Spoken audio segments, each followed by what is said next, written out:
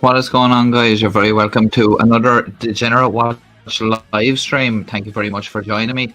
Big shout out to everyone that's watching this back on the replay and everyone that's joining me now live for the broadcast. So, I hope everybody had a good Christmas and New Year, and I hope that 2023 is going to be a good year for everybody. So, hopefully, looking forward into the next 12 months, hopefully, we'll have some good videos over the next year on the channel, and we can kind of look back at this time next year and kind of see how far we've got. But yeah, it's good to see a few people here already. Anyway, so I'm gonna kind of let a few more people come, and then I'm gonna start getting into the clips and stuff like that. We'll just get rid of this music here in the background. So as you can all see, the view on screen is a live view from Temple Bar in Dublin. That pub there is a very famous pub, kind of a landmark pub there. A lot of people like to get photographs. You'll probably see some people stopping to take photographs of it while it's on screen there. It was a lot busier earlier on, but it's kind of quieting down there, and they still have Christmas lights up. But if you ever are in Dublin, definitely do go there for a drink. It's nice to go there just to say you've been there for a drink and to get a few photographs. But I wouldn't recommend spending the night hanging out in this area, as it can be quite expensive. It's a bit of a tourist trap, I suppose, but nice area, and there are nice pubs and restaurants there, but it can be a bit pricey. So don't be afraid to kind of adventure out to other areas to something else. But rather than this turn into some sort of a Visit Dublin tourism broadcast, we're going to check the comments and see who's here. Hello to Roisin, who's joining us. Hope you're having a good day. Hello to Joe Bailey, and hello to Kiwi Dave joining us. Good to see everybody here. And I hope you're all having a good day anyway. And of course, some stuff in this stream will be stuff that I didn't get to cover in the last one, because we kind of ran out of time there. I actually thought that stream was going to be very short, and then it ended up being nearly 3 hours long anyway. So it's just the way things happen sometimes. But yeah, so we have a couple of things to look at tonight, including some clips, and yeah, some kind of one update on a story we covered before as well. So sorry, pardon me there. And Roisin saying there she's on holiday. Yeah, I forgot that actually. Yeah, you were going over to Florida there. So yeah, hopefully the weather's good, and hopefully you're enjoying yourself so far anyway. KB Davison, what's the story of bar closing Ireland? Yeah. Closing time, yeah, I think it's 12 o'clock. I'm not quite sure if it's any different up there in the city centre or anything, but yeah, there was still people kind of hanging around that bar earlier on when I was just checking that the stream was working and all. But yeah, there seems to be still a few people milling around there, but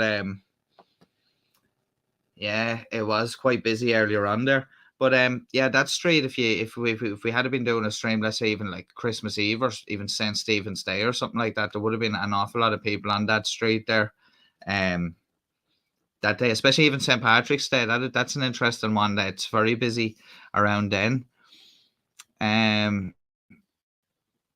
So yeah, so we'll get into the first thing there. I'm just going to check there what clips that we have. We look at a clip first, and then we'll kind of get into the other stuff afterwards. Yeah, so I suppose we might as well stay with the theme of our old favorite friends down there in the Flagler County Sheriff's Department in Florida. And this one is a bust, but obviously came off a traffic stop, but quite interesting one here, and a short clip, but one to just kind of get us started into looking at a few clips here. So I'm going to play that one, and then we're going to have a little chat about it and see what we think. So yeah, I'm going to get into that there now.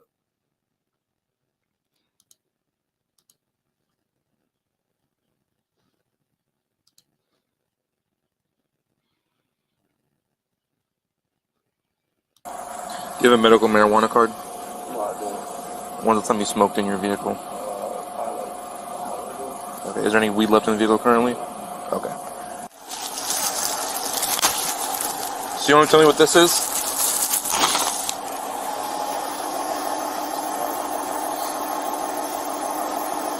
Huh? Is that what you came up here for? No. Just Coincidence? Just came over to my brother's house up here. Who's your brother? Okay. So, and that's not, personal use, obviously. I mean, I stay all over here. I don't stay all over here, but I'm saying, though, like, I came with a good amount, so that way I won't have to keep going back. Yeah. So you're saying that you carry that much on you just so you don't have to keep re-upping all the time? Just go once in a blue moon. You're just going.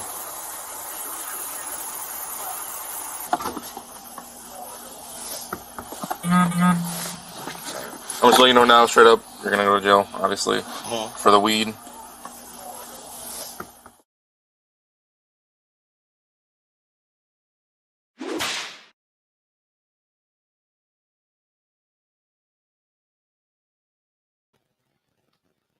So as you can see there, quite a substantial bust. And the Flagler County Sheriff's Department, that started from a traffic stop there. Just at the start, the reason why I didn't put the initial stop on it was because I've noticed this in a couple of clips lately, that in a couple of police departments maybe they allow it, or well, they must allow it because it always picked up on dash cams and stuff. But some departments, I noticed some officers actually play some music in the background, like they'd have the radio turned up, but they actually play some of their own music in the background. So there was some track playing in the background, and it was obviously would have been a copyrighted track. So I didn't want that add the stop in, so I just started it from when he got out of the car and he was up at the window there. But yeah, I think the guy trying to say that was some sort of a personal use, that he was just trying to stock up. I think that was falling a bit flat there, but definitely a felony offense there, I'd say, with the amount of stuff that he had there. Hello to Sean, who's joining us there as well. Good to see you. And also shout out to whoever that was that gave the video a like over there on Facebook. I really appreciate it. As now that I've said it, yeah, we are broadcasting to Facebook as well. So hello to anyone that's watching us over on Facebook. Kiwi Dave saying, wonder if we will get a video out of Florida of Roisin getting into trouble in a few weeks. Oh yeah, that's right, Roisin. Just make sure you stay out of trouble over there, so we don't end up with any clips circulating. But I'm sure you will. I'm sure you'll behave over there. Yeah. So yeah, very good intercept there for, I suppose, those officers, and that guy there.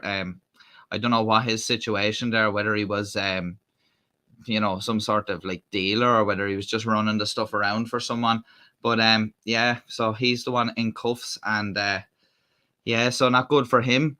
And Roshan saying, check Orange County, that would be me. Yeah, just stay away from Flagler County. It seems like everything over there seems to be going wild lately. An awful lot of clips seem to be surfacing from there. But I think it's just the sheriff's department there are pretty good at like releasing clips. So yeah, good for them anyway. At least we have some stuff to look at as well. Now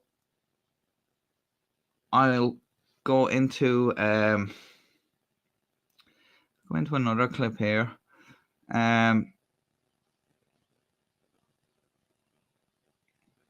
Yeah, so that one was just that bus there, and here's another one here. This one's also in Florida, so we'll kind of just stick with Florida for the minute here.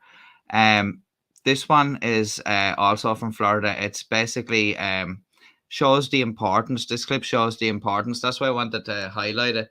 Of if you see emergency vehicles, or even anybody broke down, on the side of the road, and you have the opportunity to kind of give them a bit extra room by moving over, if it's safe to do so, then it's always a good option. But in this situation, there was a police car stopped performing a traffic stop, and I don't know how this lady managed to miss the flashing lights and stuff like that. But good clip to have a look at, and they're kind of using this clip in Florida to kind of raise awareness of the dangers of people, not paying attention and not moving over. So this has got to do with, getting the message across for people to move over when they see emergency vehicles, if it's safe to do so. And if not, slow down till you can assess the situation better. But yeah, let's look at this. Kind of a shocking clip, and I understand why the officer in this clip is kind of a bit short with the woman, I suppose you could say, because he's obviously got a bit of a fright. But interesting clip. So let's take a look at this.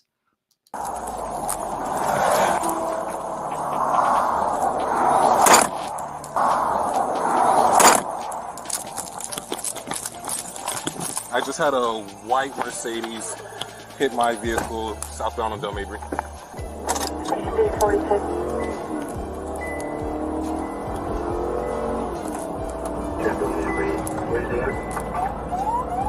Del Mabry and Holly.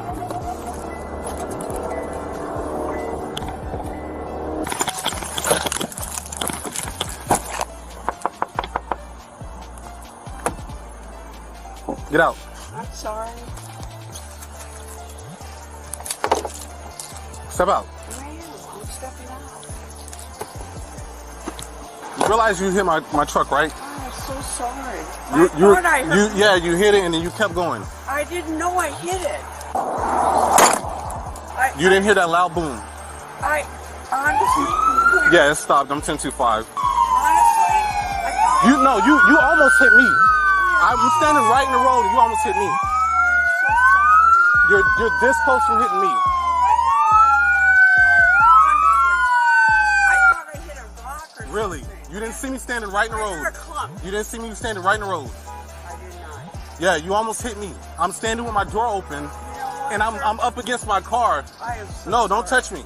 I'm up against my car I understand. and you almost hit me. And then you hit my truck. And then you keep going and then I'm behind you with my lights on and you continue to go. You see cop lights. Why would you ride in the same lane that I'm in? You didn't think to move over? I'm literally blocking the lane. Don't put our deputies or any other first responders at risk. When you see flashing lights, change lanes. If you can't safely move over, then slow down and proceed with caution. Do your part. It's a move that could save a life. Now, that's a very important message there for people, when you're approaching a situation like that, to move over, because that officer could have well lost his life there, or it could have been an even worse situation. Like the car could have completely smashed into the officer's vehicle and the car that was being stopped. As we've seen before, that has happened. But there was another clip before where they were having this issue with, I think it was in Australia, with people not slowing down coming up to roadworks, and there was a lot of road maintenance workers being killed. A similar situation, people not paying attention and stuff. So so lucky for that officer, he wasn't injured. He seemed to be a bit shaken up, and that lady seemed to be oblivious. And the fact she said she thought she hit a rock kind of just, doesn't bode well for her, like to show that she's actually paying attention to what's going on when she's driving. But yeah, really shocking there. And actually initially when I first watched the clip, I actually thought it was I thought she was going to be a drink driver or something like that, but just looks like she was a lady that wasn't paying attention. And shout out to Dr. Nimrod is not 40, who is joining us, just seeing your comment there. Nice to see you. And also to Emma A, and Happy New Year to you. I hope you had a good one. And Sean saying maybe she wanted $300,000 in gold, perhaps. No, it's just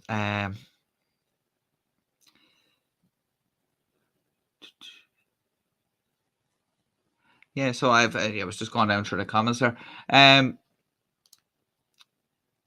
Kiwi Dave said, if I send weird letters, don't panic. My cat is helping. Lol. Yeah, the cat must be doing like a little keyboard walk there. Yeah, so that's the thing with cats, they can surprise you. They'll just jump up out of nowhere. So yeah, you have to be on your guard. They'll frighten you. But yeah, a bit of a crazy situation there. And there was another incident as well where an officer was also killed before.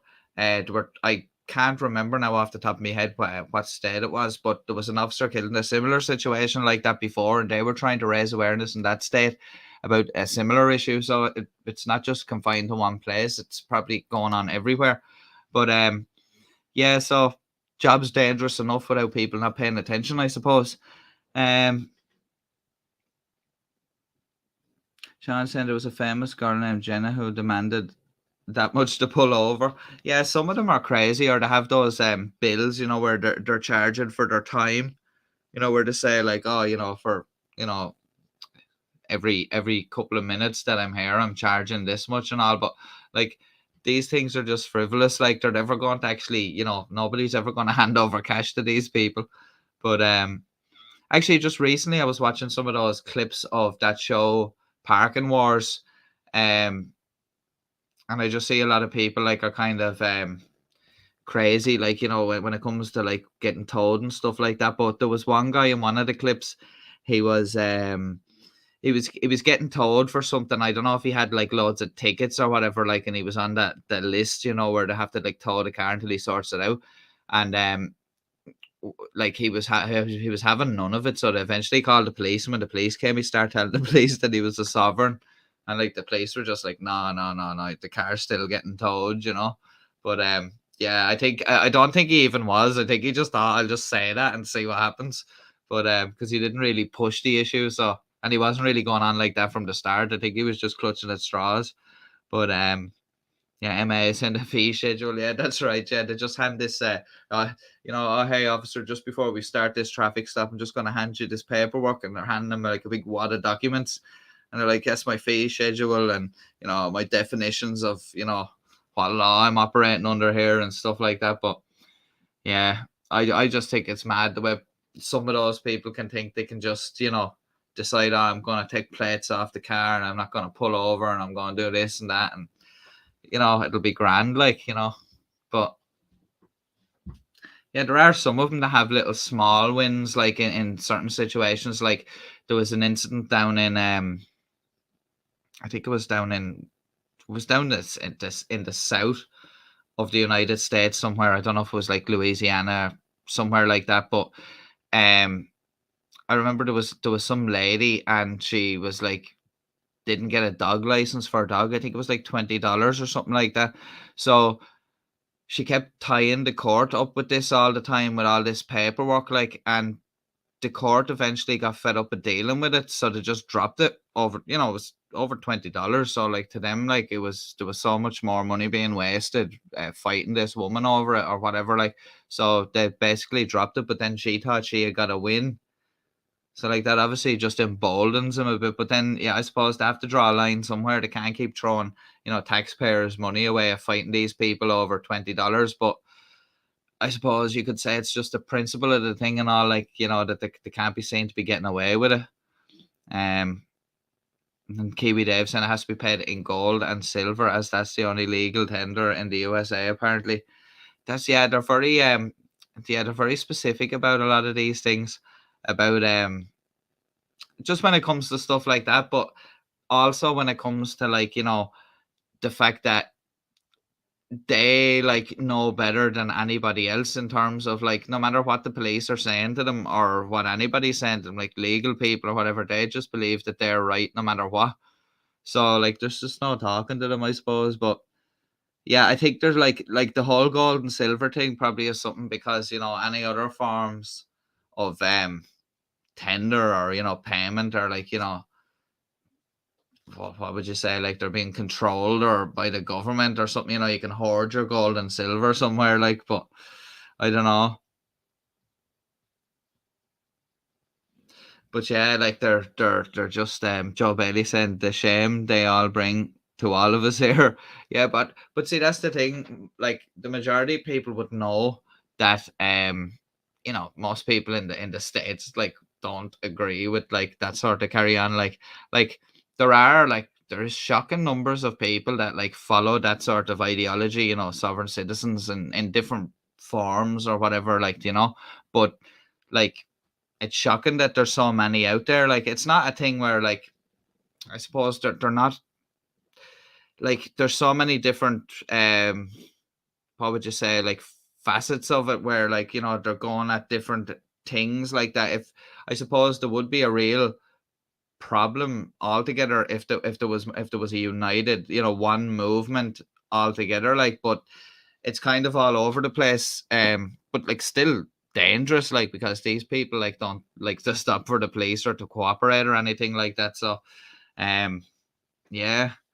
Hello to Cat Bell, who's joined us there. Good to see you. And Kiwi Dave saying there, the sad thing is you have exported them to other countries now. See, that's the thing as well. Like people get the idea to see something somewhere else, and then they'll start picking up the idea. It's the same with, like, remember those pranks?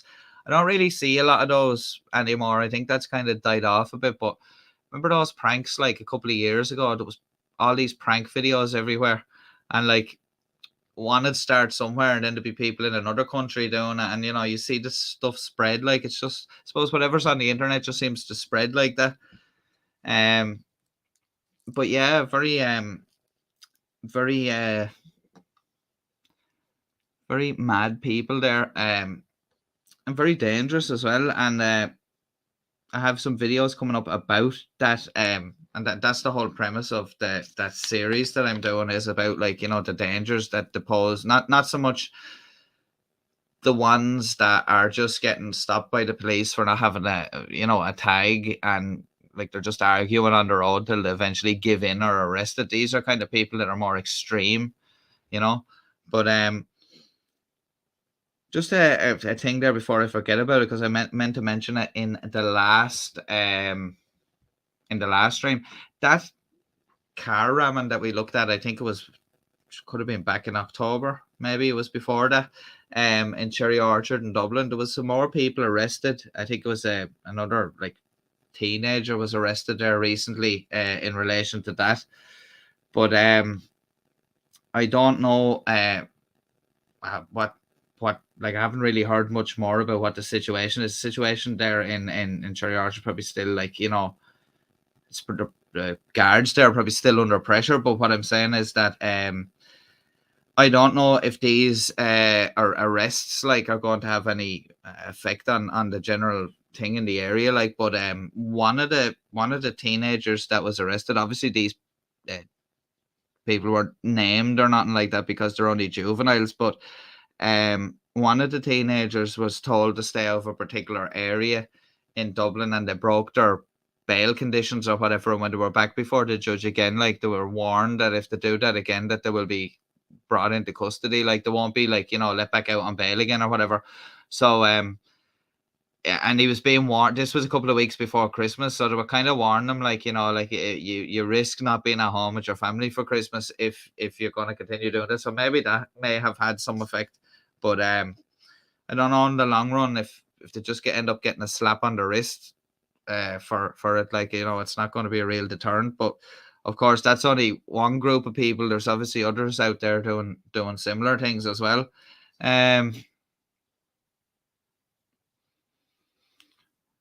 But yeah, there's actually a lot of stuff going on when it comes to antisocial behavior and stuff like that. And, like, as I said before, like, I think a lot of this has come about after lockdowns. After that all eased up, I noticed, like, there's a lot more aggression out there and all. A lot of these assaults that are happening, it's not just somebody, a couple of lads throwing a few slaps outside of a pub. It's like groups of men, like, kicking the head off people, like, you know what I mean, and putting people in hospital, like, and it's all over. There was a fella killed there in Dublin a couple of months ago. I think he was out for, like, some do, like, it was a christening do or something like that, or he was out for something anyway, and got into some altercation with a group of men, and they all attacked him. He ended up dying, and they couldn't actually prove exactly who. There was said they were going to find it difficult to prove who exactly had killed the man, because there was that many people attacking him that they weren't able to ascertain who actually dealt the fatal blow to him. Like, so stuff like that, it's getting a lot more shocking, and I don't know what that is.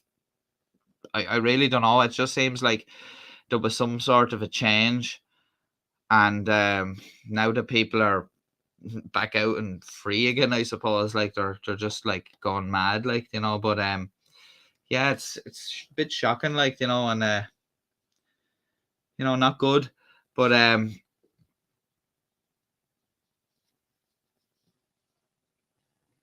and then Sean Sen had the ambush in Australia, and Dave said, yeah, that was shocking. And see, that's the thing. Like, there's so much stuff like that. Like anything like that, an ambush with like law enforcement or anything like that is very shocking. There was actually only seen a clip a couple of weeks ago of a deputy in I can't even. I think it could have been in Chicago somewhere, and or near somewhere in Illinois. But I think that's where it was. Anyway, I could be mistaken. But anyway, they were at a gas station. There had been some altercation there earlier on in the day, or maybe the previous day, and some guy actually came by and shot the place up as she was outside. She ended up getting hit, but the other officer that was there with her didn't. Like, he took cover behind the car, but I don't know what it was. I don't know if the guy was coming back after the police or whether he was coming back to, like, intimidate the people that had called the police on him previously or whatever. But it was very very very shocking when you see stuff like that, and they were not expecting it. It is scary. Like, Kiwi they said, why give them another warning? Yeah, that's the thing. Like, if he broke the bail conditions, like, he should have been just, especially with the level of the crime, like, as such, and the age, like, they can't kind of let people away with it at a young age, because then it kind of it just manifests into something else later on. Kiwi Dev saying, but will we still be blaming lockdowns in 5 years? See, that's the thing, I suppose. Yeah, it has to come to an end at some stage where we're, as well, like, somebody was only saying to me the other day, like, there's a lot of places still blaming the war in Ukraine in terms of, like he was saying to me, like, I wonder, is it like just a convenient thing where, like, some companies, like, he was importing a vehicle, like, and he was saying they were telling him all that was affecting it, but he didn't understand this because it was coming from another part of the world that had nothing to do with there, like, so I suppose, yeah, are we just using that as an excuse, I suppose, the lockdowns and stuff like that? But I just noticed the change kind of after that, and yeah, it's pretty weird, like, whatever changed in people's minds. But now just onto our next clip here, and then we'll look at actually, no, I'll tell you what I'll do, because this is kind of related to it. What we're going to do is I'm going to get this article up on screen here.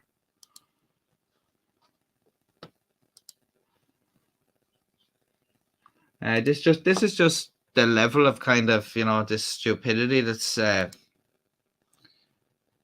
goes on. This was recently in the courts here in Ireland. Yeah, so now this is unrelated to this other incident I was talking about, but it's a 15-year-old who burnt house down with firework, given a 6-month sentence, which just seems pretty lenient when you think about it. And I know, the defense will be, oh, he's only a child and all this, but I don't know. So we'll have a look at this there. It's saying the schoolboy caused about 135,000 euros worth of fire damage. The Dublin Children's Court heard. Yeah, so this was back just at the end of November there. He pleaded guilty to arson and endangering life in connection with a house fire at Wellington Street, Dublin 7 on November 27, 2020. An updated probation report on the teen, who had already been given a 6-month reprieve and supervised for a chance to avoid being detained. The sentence to be served in the Oberstown Detention Centre was backdated by 1 month due to time served in custody on remand at earlier stages. The teen, who cannot be identified because he is a minor, also committed more offences after the fire. He received shorter concurrent sentences for a street robbery, an attempted robbery, and cannabis possession. Theft and public order charges were also taken into consideration. Just want to comment on that there. It seems like, this guy's getting off to a pretty bad start. Like, he's already been involved in a number of robberies here. Well, they're saying street robbery, attempted robbery, and cannabis possession. So he's obviously hanging around with unsavory characters and getting into trouble. Like, the other thing is this thing of concurrent sentences. When it comes to this, like, I know, it's whatever way the judge is, working it, but I'm saying, like, sometimes these concurrent sentences, I just don't understand it when they're giving it, it's running alongside a time. You're not actually serving that time as such. It just seems like, a cop out. Like, if you're being given a sentence, just do the years or whatever months or whatever it is that, instead of having these concurrent sentences. But I know that's just the way it goes. But so I said earlier, Judge Paul Kelly described photos of the fire damage as shocking. The arson, he said, caused significant personal and emotional consequences, and the boy effectively burned the house down. The boy admitted setting off the firework, which started the blaze through a window. However, he denied intentionally aiming it at the house. So, obviously, that remains to be seen. It's whatever you make it at yourself, I suppose, whether he did or he didn't. I know there's a lot of horseplay goes on with people, and, fireworks over here, like, are I know a lot of my viewers out there who are in different countries, like, there's different laws, like a lot of places, like, in the UK, which is just across the water there, you can get fireworks no problem. Like, people go up to the north of Ireland to get them and come back down for Halloween, but they're illegal here. You can get up to a €10,000 fine, and it's basically like the whole thing is a public safety thing, I suppose. But a lot of these fireworks are coming in, obviously, on the black market, and they could be dangerous. So, like, they're illegal to have. So anyway, this child was, even if they were legal, they wouldn't be sold to anyone under 18, so he shouldn't have had them anyway as such. So a victim impact statement had been furnished during the course of the proceedings, which had been before the court for over a year. Garda Dave O'Callaghan said 3 units from the Dublin Fire Brigade extinguished the fire. The blaze started in the front of the house in the sitting room. The owner was out the back with his partner when he heard a loud bang. Smoke and flames came from the sitting room. He went to alert his partner, and the 2 men in their 50s and 60s got out. The court heard that they were made homeless for 8 months after facing a serious risk to their lives. Now, they're lucky because, like, that could have hit any house. There could have been children in there. There could have been kids playing in the front room where it hit. Very fortunate that those men managed to get out of that house. It could have been even later on at night when they may have been in bed, So it said the older man had hearing difficulties and would not have heard the firework bang. So there's another thing. If he had been there on his own, maybe he wouldn't have even noticed there was anything going on until it was too late. Like, but yeah, they were left effectively homeless, for 8 months after that, all because of an absolutely stupid decision that young lad made. Their home was insured to cover the €135,000 worth of damage. The couple did not suffer any physical injuries, but had a huge amount of stress. And you can obviously, that's a house to probably put money into it, like decorating it and stuff like that. And, yourself, like, yeah, it's your home, you've made it your own place, and now it's been destroyed by some idiot, like, So the couple had lived in the house since 1983. So there we go. 15 years ago, they renovated at a cost of 167,000. So there you go, 167,000, probably, a life savings nearly. Do up the house, probably have it ready because they're in their 50s, 60s. They're probably for their retirement, have it done nice, and they won't have to bother going near it for years, And now it's destroyed. So it says Gardaí obtained CCTV footage and identified the boy who made admissions and was apologetic. Of course, he was apologetic after the fact. Defense solicitor Brian Keenan had told the court that the teen's actions were the height of immaturity and he could not foresee the outcome. Well, look, if you're aiming fireworks that are illegal, that you're not supposed to have, and you're a minor and you're aiming it in a residential area, I think he could foresee the outcome. He's not stupid. Like, he would have foreseen the outcome is not good, The court heard he had family problems, of course. And I'm not saying people do have problems and all, but I'm saying I don't like the way, like, I know that the defense solicitor has to actually talk about, he has to mount a defense, but, like, it always roll out the same things, like, it's the court heard he had family problems, began smoking cannabis, hanging around with the wrong people. But sure, we could tell that anyway by the way his criminal record was starting to build up. So, we'll say not luckily for those men whose house was destroyed, but luckily there was no one hurt, and luckily maybe now this has put a stop to this lad. Maybe he'll have a bit of maturity now about him. Would have been even better if he had to pay the 135,000 back. You know what I mean? But yeah, it would have been his parents. But then again, I think, in these situations, if the child is a minor, like, the parents have to bear some responsibility in the matter as well. Like, but I'm gonna head back now to check the comments there, because I've been rambling on there for quite a while, so I've probably missed a few there. So Kevin Weaver has joined us. Good to see you, Kevin, and Happy New Year to you too. Kiwi Dave said, "Do you have an Anto Mammy spanking law there to our Irish viewers?"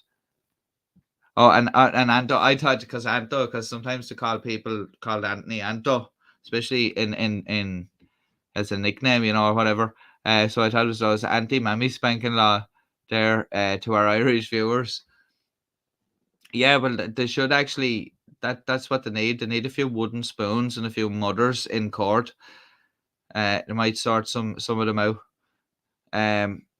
Kiwi Dave also saying there, how can a 15-year-old buy fireworks here? You have to be 18. See, what's happening there is, they're buying these fireworks off their buddies, like there's guys that go up to the north, or there might be, I'm not sure how other ones come in. They're probably coming in containers with other stuff, and they're obviously, some of them are slipping through the customs and stuff like that. But what happens is, like, people ended up getting them. It's the same as, selling drugs, I suppose. Like, there's people selling them and put out word. Like, I've even seen it around Halloween. Like, people are brazen enough that they post it on Facebook, that they're selling these, what they call selection boxes, which are, boxes of a couple of different varieties of fireworks or whatever. But yeah, maybe so at some of the markets, like, you have these markets, like they're kind of like car boot sales or stuff like that, kind of like swap meets sort of thing. Like, you'd have stuff like that, where people would be selling them, like, kind of under the counter. You'd have to kind of, they wouldn't be on display. You'd have to, like, know where to go and who to ask, like, as such. But yeah, no, these people, and then their buddies end up getting them, so, like, they end up selling them, like. And there has been fireworks taken off kids even in schools here, where, like, they're bringing them into school to sell to guys, like, on the playground, coming up to Halloween. Now, it's not like a rampant problem as such, but it does happen, like, and it's dangerous, like, especially having those in a school, like, it's not in a primary school now. Being a secondary school, be like teenagers and stuff like that. Kevin Weaver saying, I had a cousin burn the top half of their house down with sparklers over 40 years ago. Her father was the chief fire investigator for the county we grew up in. And that's actually crazy, see, and that proves it can happen to anyone, you know what I mean? But I don't know what's the situation there to kind of drop the sparklers or whatever and, like, started a fire or whatever. But yeah, see, even something as mundane as sparklers can be dangerous. Like, now you can get sparklers here, all right, but any actual fireworks now would be illegal. Now, there is certain allowances allowed for, people that operate, like, as fireworks technicians, that do fireworks display for, like, festivals and special events and all. Like, those people would have special licenses and all to do that. But, like, you're not really supposed to have fireworks unless you have a license, because they're considered here like an explosive or whatever. Not that if you're caught with them, you'd be treated like, you were going to blow up somewhere, but there's hefty fines and all, mainly just to, as a deterrent. And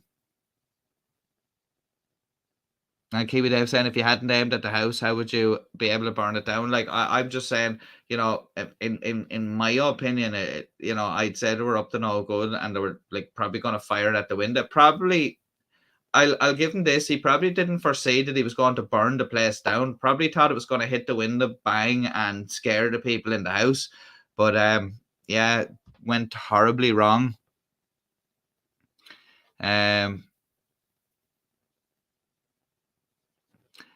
Sean saying in Utah, people drive to Idaho and Wyoming to buy really big fireworks. Booze is expensive, but it seems rocket launches are legal. And that's the thing. I'd say that goes on a lot in the States with people traveling to different states, in order to kind of work the little loopholes like that. If you can't get something in your state, go to the other state and, stuff like that. But yeah, here we're kind of resigned to having to travel to the north, let's say. You go up there, get the stuff like, it's not, the border between here and Northern Ireland. It's not like, between like America and Mexico or anything like that. It's fairly porous. Like, you get in and out, there's back roads and all sorts of stuff. So like, yeah, people do get through, like, and, people go up there to buy booze and all because it's a lot cheaper, especially coming up to like Christmas, or even before the government got to increase prices on stuff, on duty on stuff like alcohol and all. People go up there and all and buy their stuff. Some people actually go there, like people who live near the border actually go there and do some of their shopping. Sometimes it does actually work out cheaper for them to like nip across and do their shopping there and then come back across. So, I suppose if you're living in the area, you might as well take advantage, I suppose, if you can. But unfortunately for me, I'm a long way away from the border, so I don't have that opportunity. Kevin is saying she lit a sparkler inside the house, thought it was out, put it in a tissue box to hide it, and of course it lit up. We were very young when she did that, my cousin and my uncle. And yeah, now that you're just saying that, yeah, it's probably like hiding it, thinking, oh, hope we don't get caught for this because we'll get into trouble, and not thinking it was going to. Yeah, that's just those things you do, and I suppose, we'll have a bit of sympathy for in the thoughts that the fact that she was so young at the time, you know what I mean? She wasn't really thinking, But that guy at 15 years of age should have kind of known a bit better than to be aiming fireworks at houses. But yeah, Kiwi Dev, I thought Irish lads were scared of their mummies, and yeah, that's a thing, you see. But I think that I think lads are starting to get a bit too big for their boots now, maybe. But yeah, it's a bit weird. I think maybe they're gonna need something a bit more extreme than the wooden spoon. But Kiwi Dev also saying here you can only buy them between November 2nd to 5th. Yeah, so it's only a kind of a limited thing over there then, I suppose. So you can only buy them, during the season, when people would require them. Like, you wouldn't be buying them all year. I think in the States, I think you can just buy them whenever you want. Like, I think, like, even, correct me if I'm wrong, I think you can even go into like Walmarts and stuff like that. Well, I suppose you can get anything in Walmart. You can go in and buy assault rifles in Walmart, I suppose. So I'm pretty sure they'd have some fireworks. Everything goes down in Walmart, it seems. Yeah, so yeah, we still have that article up on the screen. Yeah, so yeah, so that was just kind of in relation to that. So that's just a bit more kind of, antisocial behavior that was kind of going on there. And 15 years of age, kind of having that, on your record, and kind of, not good at all. Yeah. So, just a quick check here and see is there anything.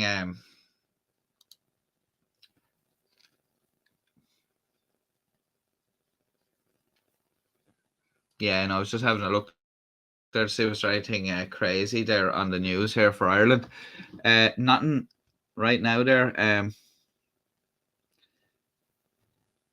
A couple of things going on there, but like drug seizure and all. But anyway, I'm gonna get sidetracked there, and I'm gonna get off topic.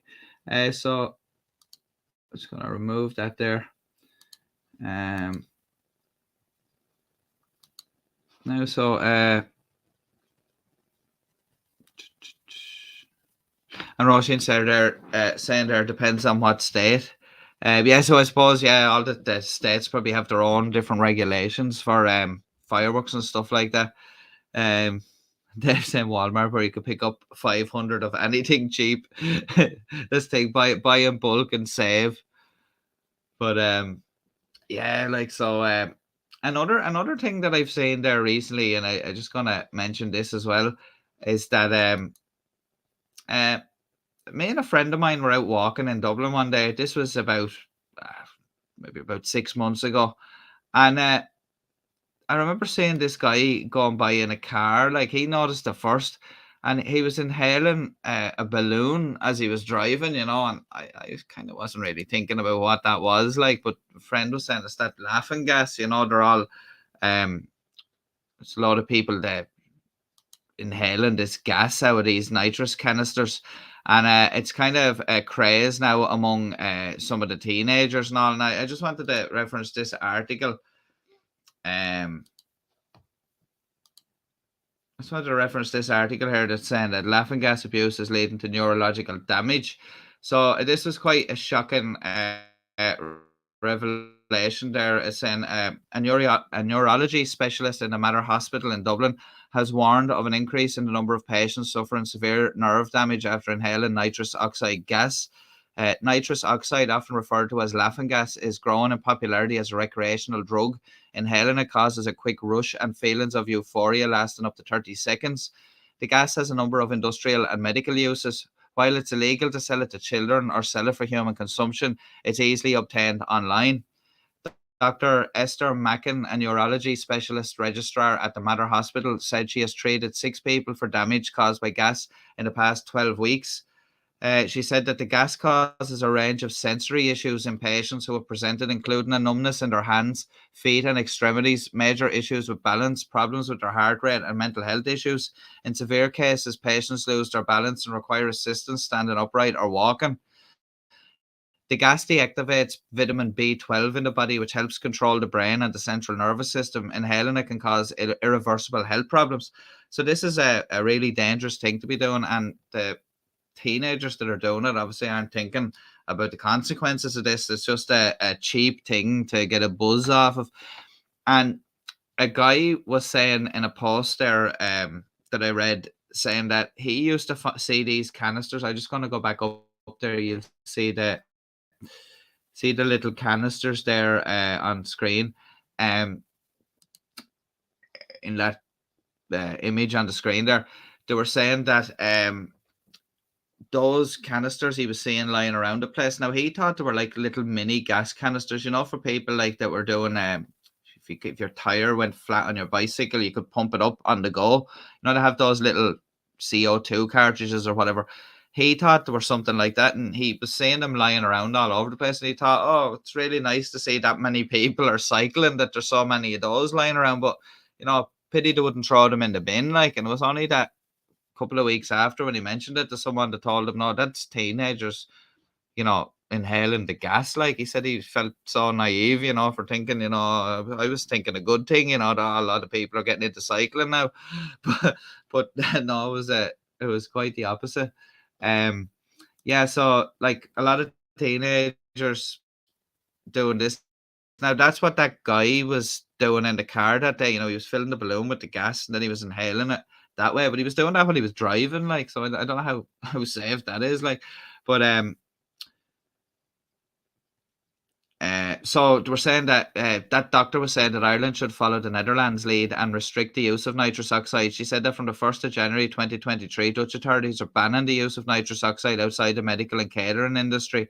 So obviously, if you don't have any proof that you're in those industries, you won't be able to buy it.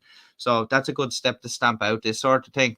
A country that has traditionally been quite liberal in terms of its substance control, I think, will be a trendsetter for the rest of Europe. I expect greater restrictions to come into place in the likes of Britain and Ireland, and I don't see many negative aspects to that. She said community workers said the use of nitrous oxide has increased since the pandemic when other recreational drugs become more difficult to obtain. And that was mainly because the Gardaí had so many checkpoints around the place. Everything was so disrupted. Yeah, a lot of people, I suppose, that maybe were smoking cannabis or taking other drugs may have turned to that, like some teenagers and stuff.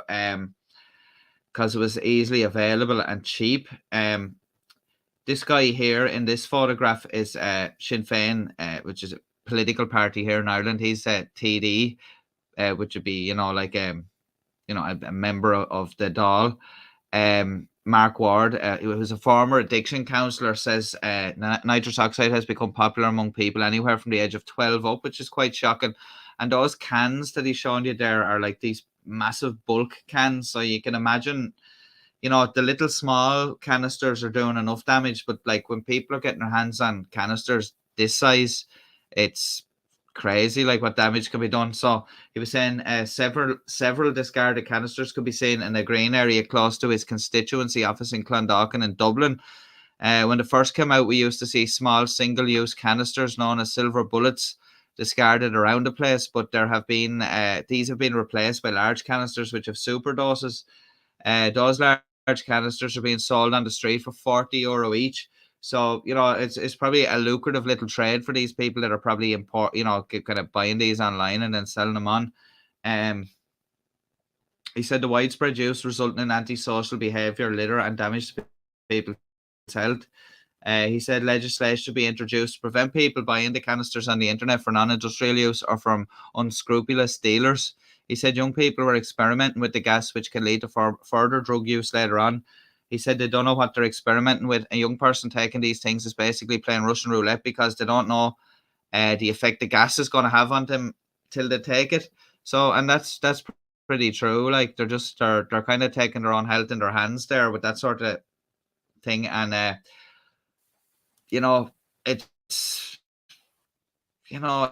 it's just shocking when you just see the amount of these canisters that are being found around and the damage that it can do. Like, it can you could it's the same as these people that inhale deodorant cans. You could end up killing yourself immediately with something like that. Kiwi Dave saying sounds like the teens were having those issues before they start to use nitrous, and that's the thing, nothing to do in the area, hanging around and up to no good, and then it turns to that sort of thing. Dave saying you can pick up a pack of 12 canisters cheap as chips. They used to be used in all style spray cream dispensers. Yeah, and see, that's the thing. They do have their uses, and they're saying in the medical or industrial uses and stuff like that. But when teenagers are, and that's the thing, when you're in your teens, like your brain and all is still developing, like, and if you're going to start doing stuff like that, that's why they don't want people smoking and drinking until they turn 18, even though people do it. But it's all to do with like giving yourself a better chance, but it has happened that people have already died because of that. Here there was a young boy died in Dublin, and his father's like trying to raise awareness about this to get to try get a stop put to this sort of thing, so it's not so available. Joe Bailey saying very sad thing that they have to use this to escape their lives, which could end in death one day. I pray not. And yeah, the same here. Like hopefully, like there's no more deaths from it, and that they see some sense. But it just seems so stupid. I know the whole thing is like there's gangs of them there, and they're all kind of they're using it to be cool with everyone else that's using it, and they're not. At that age. Whatever he was saying, that guy there was saying children from the age of 12 are using it. Like at 12 and 13, I suppose you're not thinking of neurological damage and stuff like that, and I suppose it's more to raise awareness, I suppose, of the parents to kind of keep tabs on what's going on there. And a lot of teenagers now have access to like a bank card, debit card, a Revolut account or something like that. And they're easily able to order stuff online, and if parents aren't checking these accounts or anything like that, they're getting these things from somewhere. And I suppose if they're not buying them themselves, they'll probably end up getting them on the street off some dealer as well, like so yeah, so very, very shocking there, like with that sort of thing going on, and bad for the people in the area too. And and then if there's other children in the area that are young, kind of growing up, you don't want your kids picking up one of those and it's not empty, and then going and using it or something. It's the same with these discarded syringes that you see, in laneways or stuff like that. It's just not taught to anybody else. Like, like you see in some of those traffic stops and all, where the guy will run and he'll throw away his stash on the way, and like the police are saying, look, I know you don't want to be done for it, but like we don't want some child to pick it up. So like you need to tell us where it is, because if some child picks it up and ends up dead from it, like we're gonna be coming back looking at you, like, you know what I mean? So same with weapons, when they toss weapons and all, the police don't want those sort of things out there lying around. So yeah, it's very bad for people in the area. Kiwi Dave said, I remember when I was young, it was cool to snort powdered fruit drink packets. See, that's the thing, you know, more innocent stuff than, you know, nearly like, I'm not saying that, you know, powdered fruit drink packets can't cause neurological damage, but I'm just saying, like, you know, there's less of a chance, I'm pretty sure, of that happening than when you're huffing these canisters. So, you know, it was a bit more innocent back then, I suppose. I remember me and my cousin used to think we were great going down and getting those, you know, those fake cigarettes. But like they weren't proper fake cigarettes. They were those ones that are like a stick of chalk. You know, I even when I think back, I was like, how were we even eating those things? They're literally like a stick of sweet chalk. But you know, it was sweet, so I suppose that was it. But yeah, we thought we were cool. But you know, that was innocent times, different times. You know, not nowadays. You have to be ordering nitrous oxide canisters in bulk online. You know, to impress your buddies. You know, but you probably won't have any left if they're all going to be huffing that and getting brain damage from it. But yeah, so that's bad there anyway. So yeah, that was something I wanted to cover. So I'll just get rid of that there, and then we go and we'll have a look at some more clips. Kind of just break things up a little bit. So and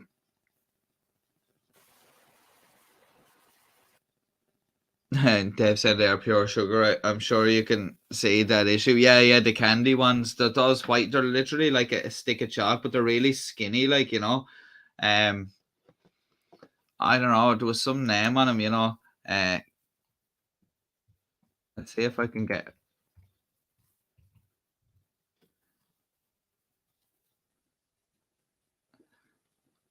Yeah, they're like those. They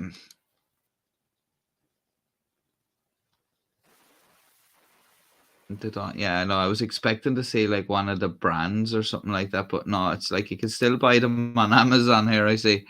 I'd share this tab there and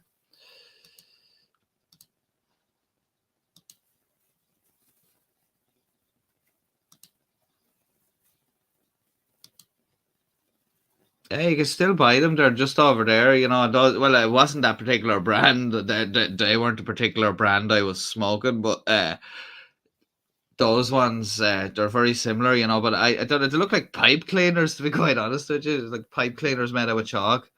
But yeah, we thought we were cool. There's also those other ones over there that were like, you know, that they actually looked like a proper cigarette, but they had chocolate inside of them. It used to be quite annoying to try peel the wrapper off them. You know, because after you were pausing with it in your mouth for quite a while, the chocolate would melt, stick into the wrapper, and then you had quite a pickle on your hands. But you know, there was simpler times back then, simpler problems, you know. But yeah, Sean there said it there. I think the name in the States for the small canisters is Whippets.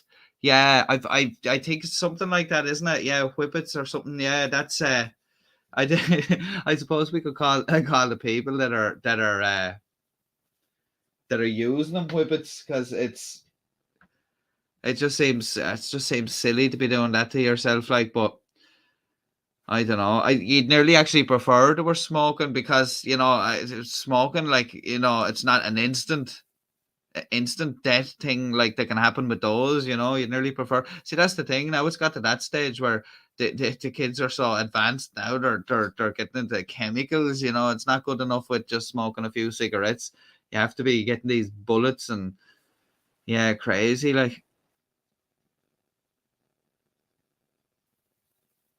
Oh, space, they're called spaceman sticks now.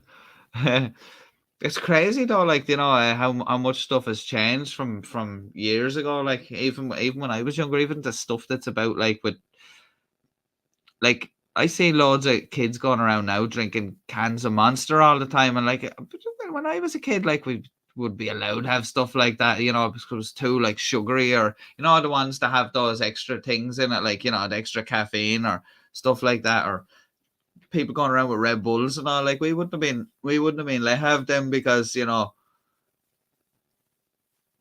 remember like when Aldi is like one of those German discount supermarkets. Or it was actually Lidl. Sorry, when Lidl opened in my town, we went down and we bought loads of cans of. It was called Sitting Bull. It was like their rip-off version of Red Bull, and we went in and bought loads of cans of that because they were like only like 40 cents or something. They were really cheap, like, and we went in and we bought loads of cans of those, and then like when my auntie found out that we bought loads of them, like she took them off us, like, because she was like, suppose you're not gonna let 12 or 13-year-old kids drink 4 or 5 cans of practically Red Bull, like, be bouncing off the walls and never be got to bed. So yeah, she was doing herself a favor there. But and Dave saying, don't forget stealing a few beers from your dad to share with your mates. And that's another thing true. Or the old snaking a bit out of a vodka bottle and topping it back up with water. That was another tactic. As if the parents didn't realize, saying somebody comes over and all, would you have a drink? Oh, I'll have a vodka there, and it's literally pure water, like, you know what I mean? It's like, oh, I've had about 10 vodkas and I'm not even feeling a thing. Oh yeah, of course you're not. It's practically spring water at this stage.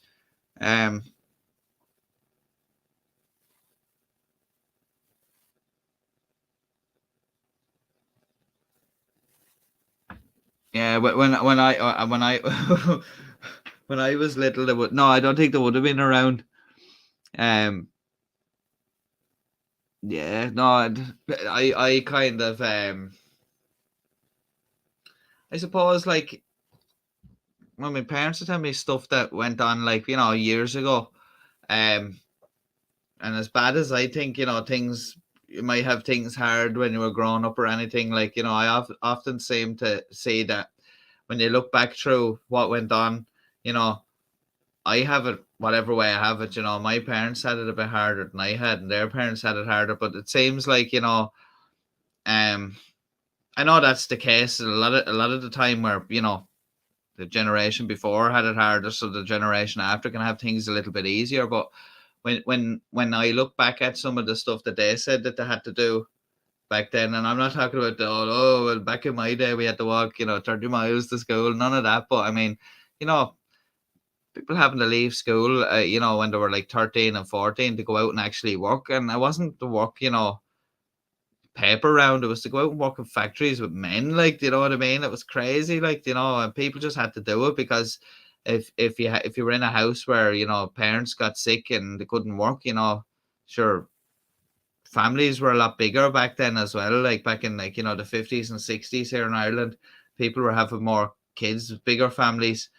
And, like to one of the parents got sick, and see that's the thing. Healthcare and all wasn't as good as it is now back then. Same with medicines, detecting these problems in people and health and safety, and also people were passing away a lot younger, like, and probably mostly men, I suppose, when out, because we were out working and all. The women were at home looking after a big house full of kids, like, and the husband got sick or something like that. It was the kids that had to kind of go out and pick up the slack. And it didn't matter if you were, 13, 14, 18 or whatever. Like if you were old enough to work, you went out and worked.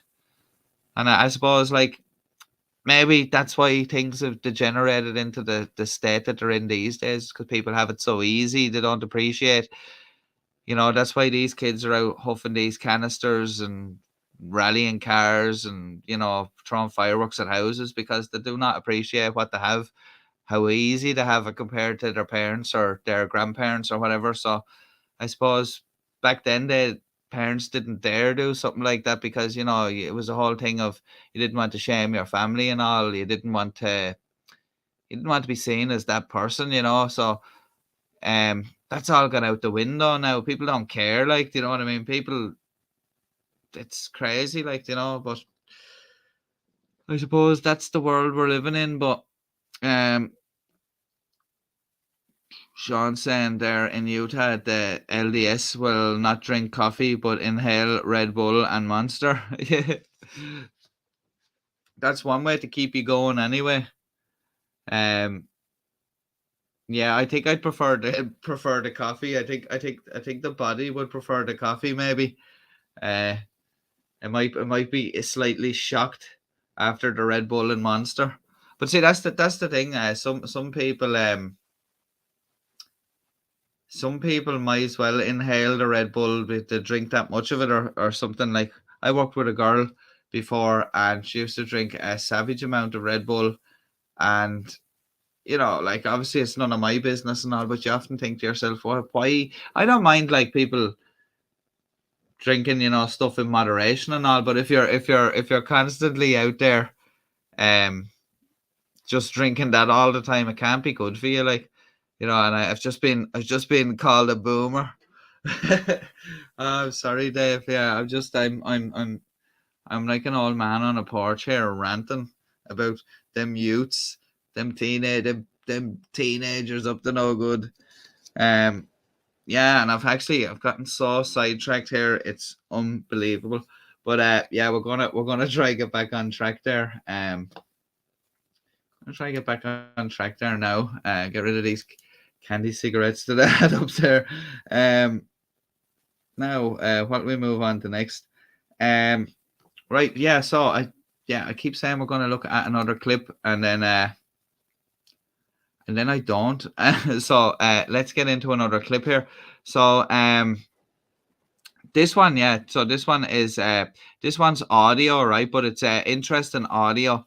It's from a dine and dash in a place called Willoughby in Ohio, and this is something you don't do. If people are dining and dashing, like, it doesn't matter. Don't put your own life at risk in order to stop these people. But this the phone call to 911 that the owner, or he was the kitchen manager at this restaurant. Yeah, so this is in Willoughby, Ohio. So we're going to listen to this audio, and then we'll have a little talk about this when we come back.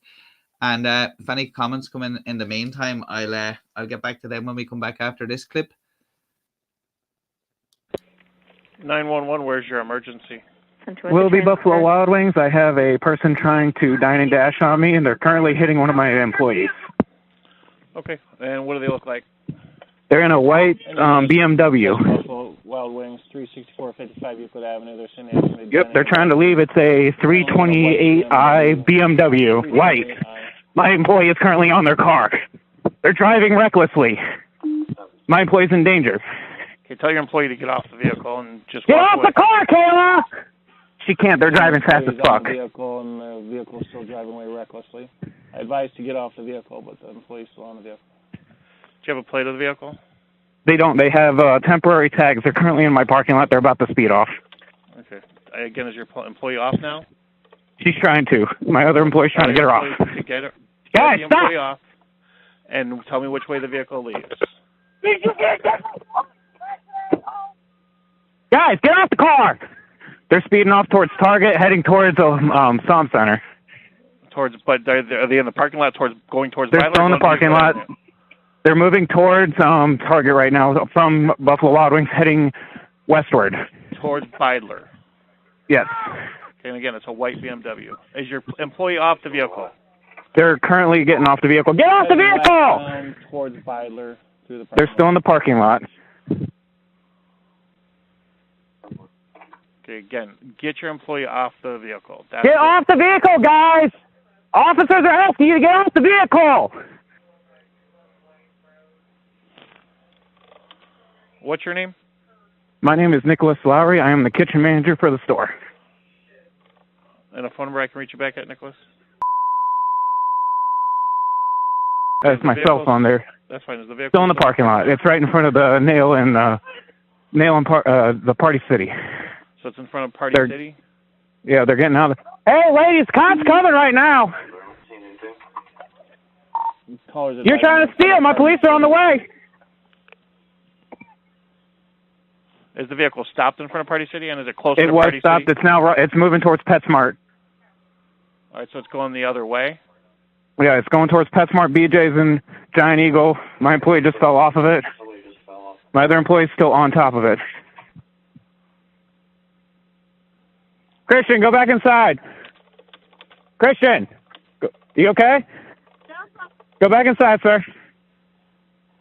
Kayla's still on there? She's still holding on. She's over there. It's that car right there in front of. He's good. No, sir. Okay. Christian, just go. It's fine. Back inside. He's over by BJ's right now. No injuries here. Okay, obviously my officer... Christian, it's fine. They're coming to get her. Christian! She'll be fine! My officers are there, so I'm going to go ahead and let them take over. All right, thank you. All right.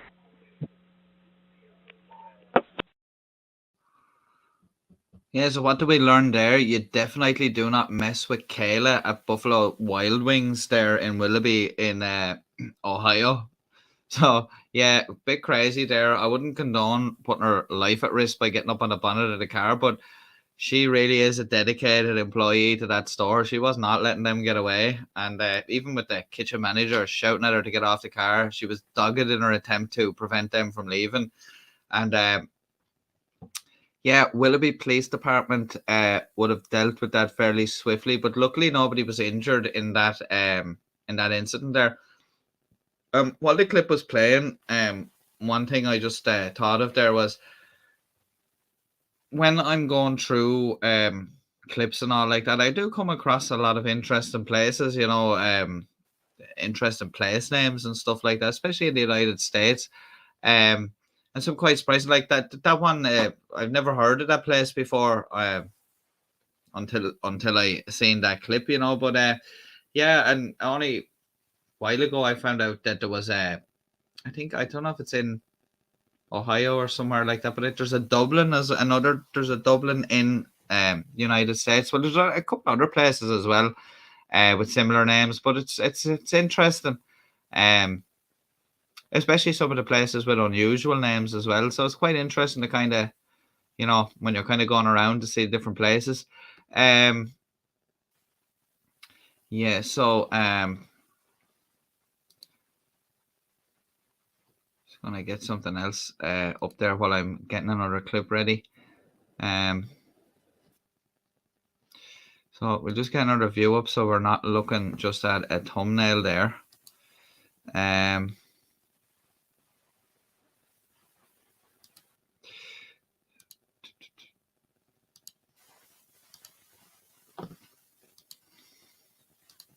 Yeah. So now we just have that view of O'Connell Street back up there again. Just to have there while we're chatting, because I didn't have nothing up there. I forgot to put it back up there a few minutes ago.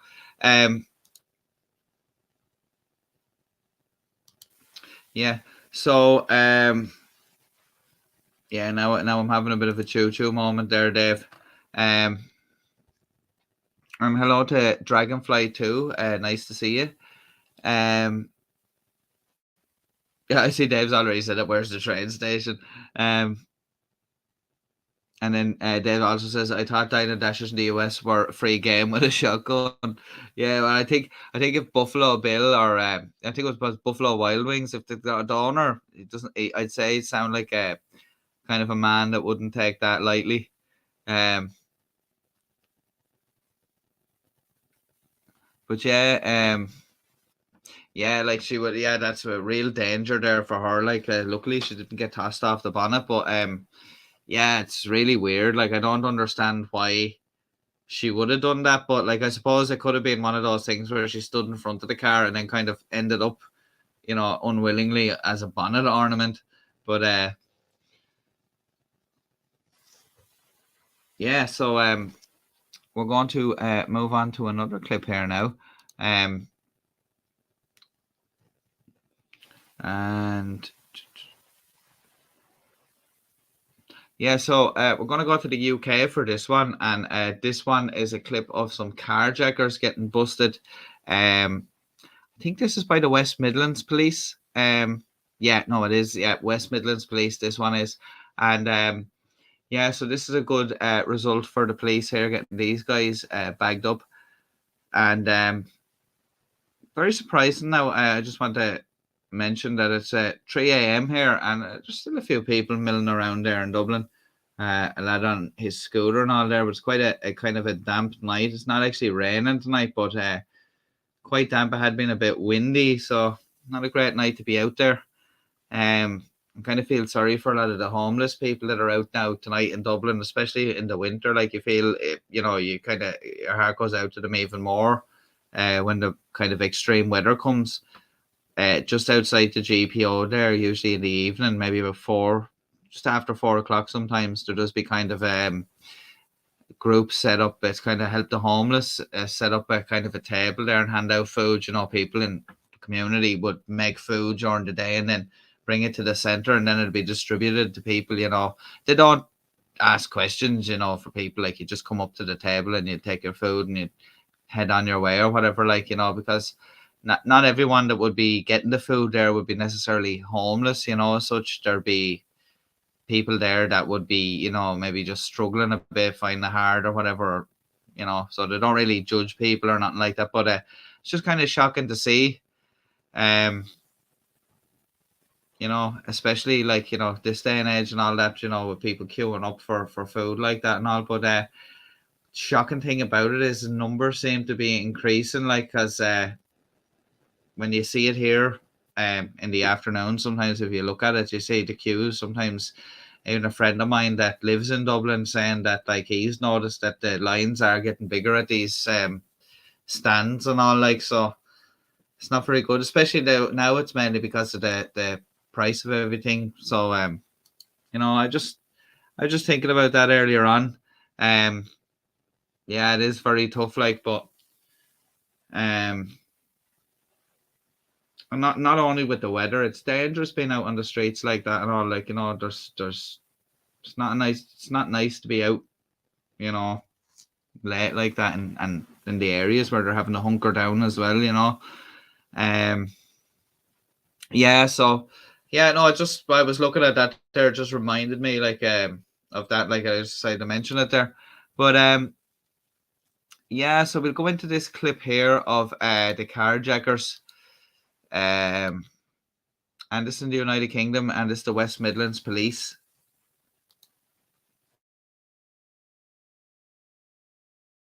I'll just remove that there before I go into the clip. It probably would be a bit distracting in the background there.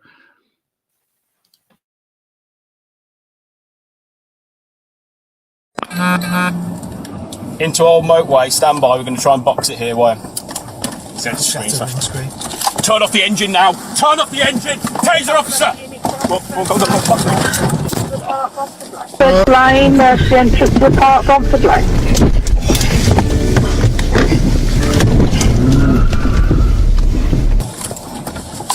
Turn off your engine, taser officer. All right.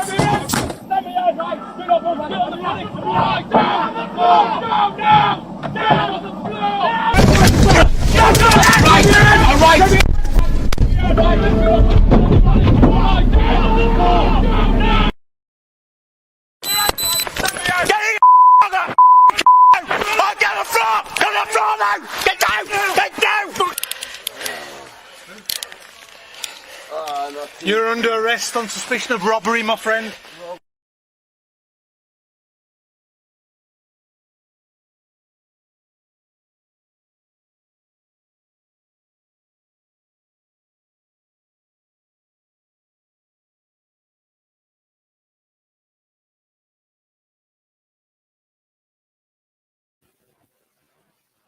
Yeah, so a good result there for the West Midlands Police, getting those guys off the streets. And I was actually quite surprised that they got fairly decent enough sentences there. Not just the usual slap on the wrist, maybe a suspended sentence or something like that. So, yeah, did quite a bit of damage there to that car as well, ramming the police vehicles. But luckily they were apprehended and nobody was injured there. But I like the way the officer said that at the end. You're under arrest on suspicion of robbery, my friend.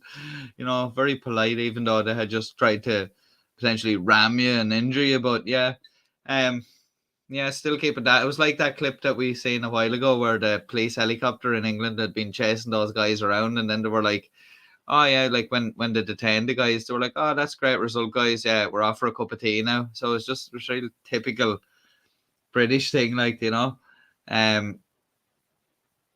But yeah, like those guys off the road, thankfully. Anyway, actually see a lot of clips from West Midlands Police. They're fairly good force over there to be for putting out clips and stuff like that. Would prefer if a lot more forces put out more clips, you know, posted more often. But West Midlands Police is always very good, and anyone interested that's on Facebook there or anything, or on YouTube, check out their I think they have a YouTube anyway, but they definitely have a Facebook page where they post a lot of their, you know, stories. But I'm just gonna go back into the comments here. And hello to Vert there, Ferk, who's joining us. It's good to see you. Thanks for coming along. And Kiwi Dave saying the K9 unit needs some new chew toys in the West Midlands area. Yeah, I think so. Those guys would have made prime targets there for a bit of K9 training.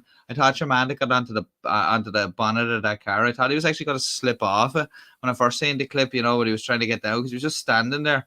But I think he's saying sense, you know. It wouldn't have been nice to be tased and then fall from there onto the ground. But because, like, do you ever see some people, like, I've seen a few people, like, getting tased and they don't actually, it seems to have no effect, I suppose, if it doesn't make contact properly. But some people, it's like, it's crazy. They're just like a fish that's been stunned, you know. It's like slap, and then their body just goes stiff and they just fall to the floor. Like, it's real weird. It's really effective, like, you know, way of, especially the people with weapons like knives and stuff like that. It's hard to get close to people with knives in those sort of situations, you know, especially when people are having like a mental health crisis or something like that. It can be when they're trying to, you know, maybe self-harm or something like that. It can be a very effective thing like that, you know, to prevent further injury to them and other people, you know. But yeah, it's good deterrent as well, and it's not, you know, a lethal method of stopping somebody either. So yeah, good in that situation anyway, that they were detained and you know, sorted out. But now so that kind of is bringing us into our section of chases, I suppose. Next up, we're going to have a look at the chase of an Ohio cop killer. Not much backstory I have about this, but this guy basically was wanted for the murder of a police officer in Ohio.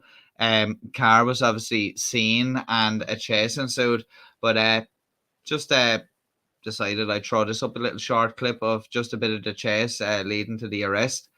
But yeah, let's take a look at this one. Coming back over now. Left-hand lane, left-hand lane. Left-hand lane right here, right in front of me. Take him out!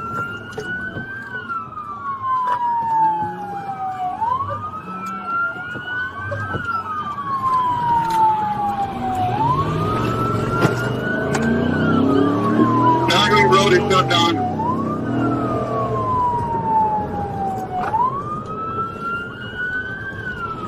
Are we on 20? Northbound 57 from Chestnut.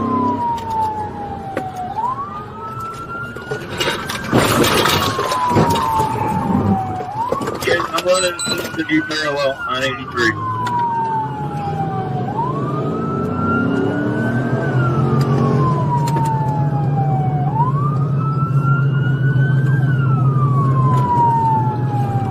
Signal 100 northbound in the southbound lane, 57 north of Chestnut. 1721's out.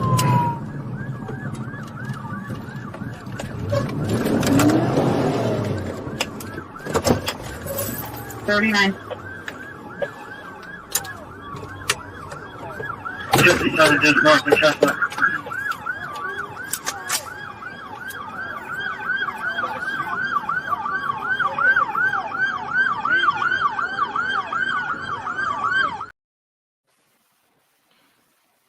I don't know what that guy was thinking there, getting into a pursuit in a Toyota Prius. But I have to say one thing though, kudos to Toyota there. The car seems to be well built anyway, because it was taking quite a battering and still continuing to drive away. So seems like a little tough car there. But that guy was brought to justice anyway. As I said, he was wanted for the murder of a police officer in Ohio. So he was brought to justice, put off the streets anyway.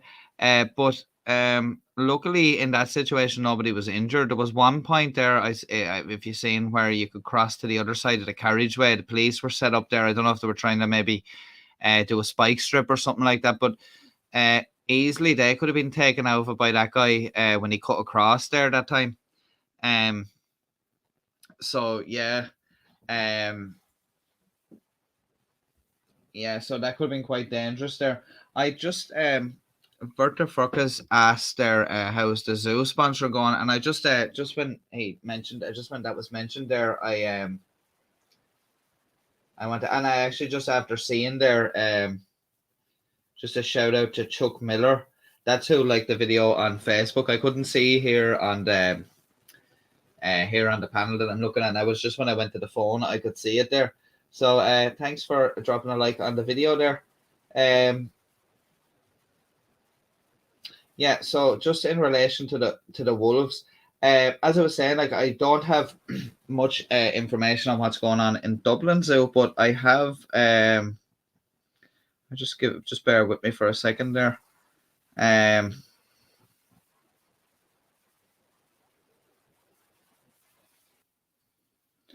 Yeah, because I had a few things there that I had. So basically, this was something I wanted to mention. So, as most of you know, that we sponsored a wolf at the Wolf Conservation Center, which is in South Salem in New York, and we received an email off them there just at the end of the year, just saying thank you for the support, over the year, and they were just mentioning that I actually should have I should have prepared something a bit better for this, but yeah, and thanks for mentioning it there, because I did want to bring this up anyway. So they were basically saying that it has been a tough year in terms of with the running of the sanctuary and stuff like that, with the terms of the cost of things rising and stuff like that, but that they're still obviously focused and committed on the protection of wolves. And so I'll just read from the email there. It says so anyway, so what they were mainly talking about in the email as well is that some of the ESA protections for wolves, the wolves that were reinstated, but due to, because they're saying in February, when a federal judge struck down a Trump-era delisting rule to restore Endangered Species Act protections to thousands of wolves, a massive victory was won for wolf protections. However, the decision reinstated federal protections in only 44 of the 48 contiguous states. In Montana, hunters killed at least 273 wolves in the 2021-22 season, and it will be a continued fight in 2023 to call on the Biden administration to relist wolves in the Northern Rockies. So, as you know, like they raise a lot of awareness in terms of wolf conservation issues and stuff like that. In order to promote the conservation of wolves. So like obviously that's something that's very dear to them in terms of any protections for wolves, but like that they obviously like that's good that 44 of the 48 states have had their laws reinstated, but the other 4 would be nice, considering that, as they were saying, in Montana, for example, there was 273 wolves killed in just one season. So they're saying, through your continued compassion, generosity, courage, and your voice, you're making a difference for today's most vulnerable wolves, and you provide hope for a better world with wolves for future generations. The widespread outcry of opposition to the horrifying slaughter of wolves reminds us that more and more people understand that the environment needs wolves and are willing to fight for the policies and protections that allow wolves to survive and thrive. Where others see wolves as a scary threat to life and property, you understand that wolves are so much more complex than the big bad wolf narratives surrounding them. Wolves are an essential part of a healthy ecosystem. They are a keystone species, and we will not rest until they are given the considerations and protections they deserve. The hopeful vision is possible because of you. Thank you for standing by us and fighting to protect and preserve the species we value so deeply. So as we close 2022, we thank you for your support and rededicate ourselves to this mission. So that was a nice email. Obviously they were saying they have a lot of work to do still. But I just wanted to mention that anyway, that you know, as small as our contribution is, it is still going towards a good cause, and hopefully it is making some sort of a difference in terms of raising awareness. Just pardon me here while I just leaf through. I should have had this better prepared. In terms of, I should have had all this kind of queued up here. But another thing that I found interesting is that there that thing I mentioned before. So it's the I just find that this is a pretty unique event, I suppose. Something I'd never heard of before, but it seems quite interesting. It'd be a nice thing to do. But it's a Wake Up with Wolves. So this has been run at the sanctuary. So they're saying it's time to lock in a unique opportunity for your 2023 calendar. Registration is officially open for the Wolf Conservation Centre's 2023 Sleeping with Wolves camping season. Sleeping with Wolves, the Wolf Conservation Centre's popular nocturnal adventure experience, gives guests a chance to camp out overnight with 30 plus wolves that call the Wolf Conservation Centre home. With all the howls, circling vultures, and nature's nighttime chatter, you'll feel like you're camping under the stars with wild wolves. The best part is we are a short drive from New York City, so you don't have to go far off the map for this rare vantage into the Wolf Conservation Society or Conservation Centre's campus and the wolves, they call it home. Sleepovers run from May 2023 through October 2023, but don't delay as spaces fill up quickly. So I thought that was a pretty interesting thing for, you know, people that would be interested in sort of that. But it's a very unique sort of event, very interesting. So it'd be a really good experience, I suppose. So just had a kind of a couple of what would you call it, testimonials at the bottom, just talking about it, saying that this was an anonymous person saying, thank you all so very much for such an amazing, memorable experience. Ages young and old had an amazing time. It's one we will surely never forget. Have a wonderful summer. But I would think it'd be one of those sort of experiences that you'll always remember, you know, and especially like if you had young kids and you brought them, and that's a good thing to get, you know, especially like bringing them to even on nature walks and stuff, just to get them interested in nature and stuff like that. But that's just an event that they have running. I'm just trying to, as I said, I wasn't very prepared when I was because there was a lot of clutter in this email inbox, and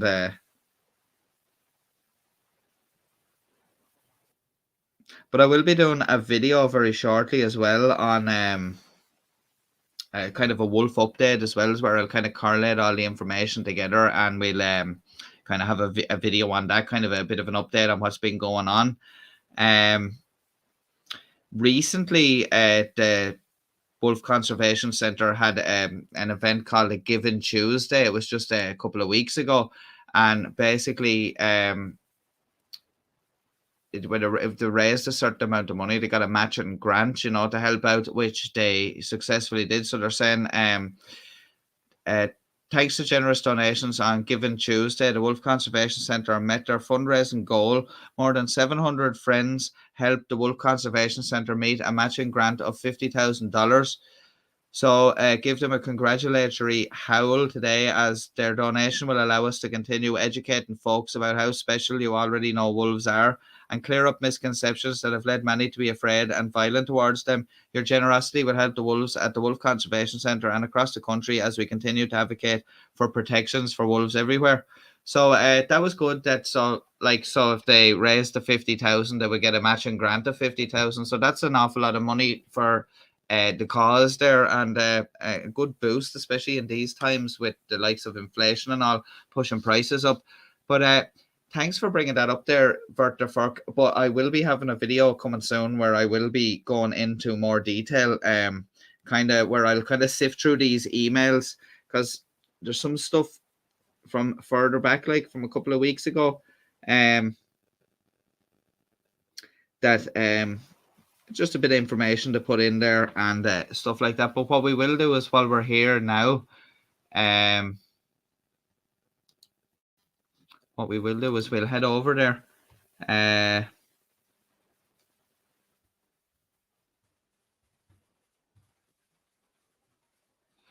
Bear with me for 1 second.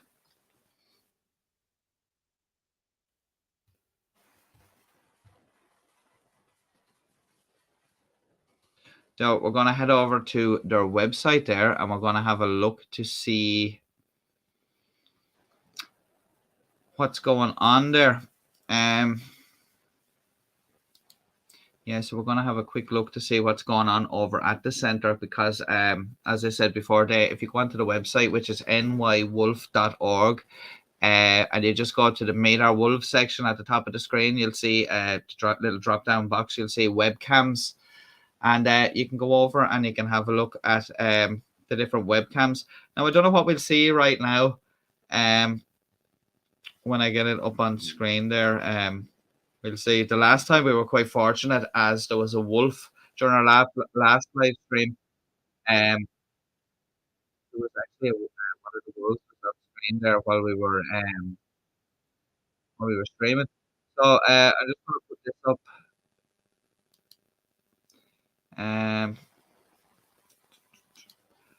Nobody there at the moment.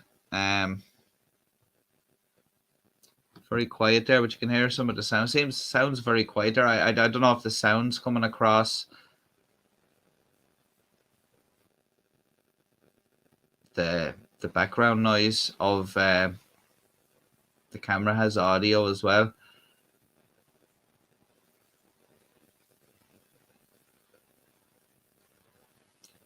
We don't see nothing here in the next while we're chatting here in the next minute or two. I'll change over and see, because I think they have a couple of other webcams as well.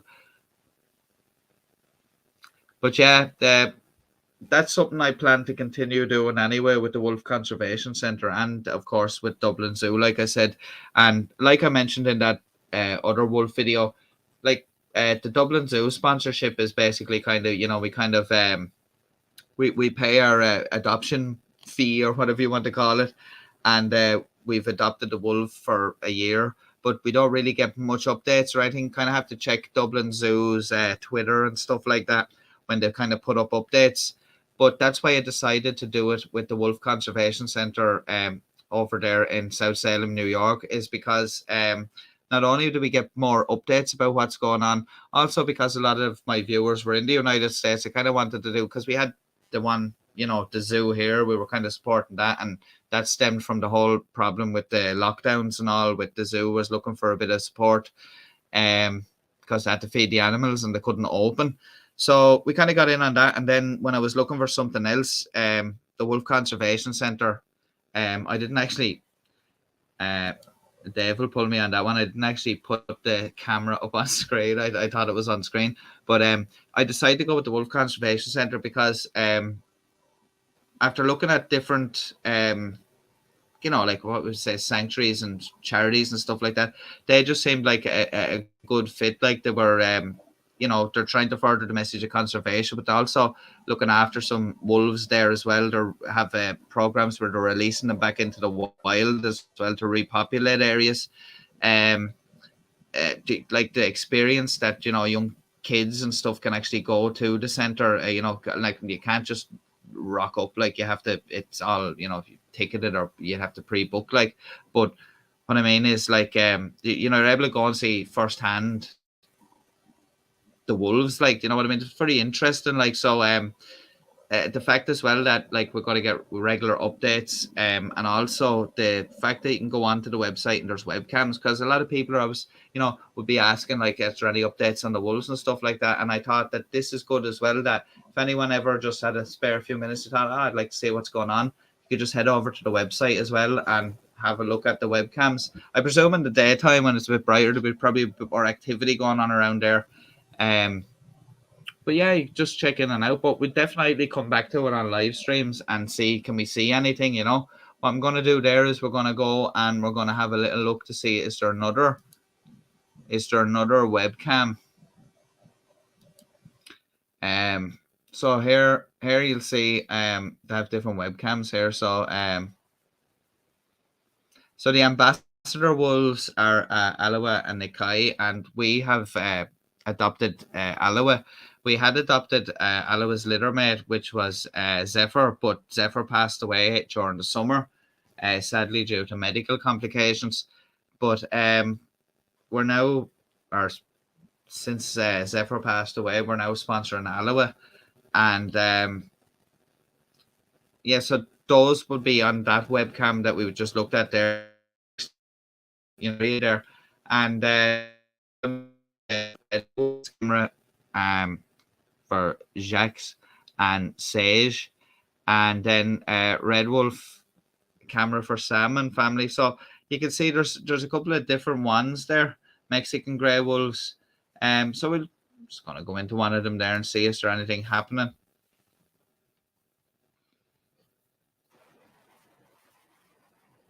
And don't forget at the top here, you'll see this. You have enclosure cam, enclosure 2 cam, and den cam. So you can kind of check around the different cams if you don't see something happening. We try this one here.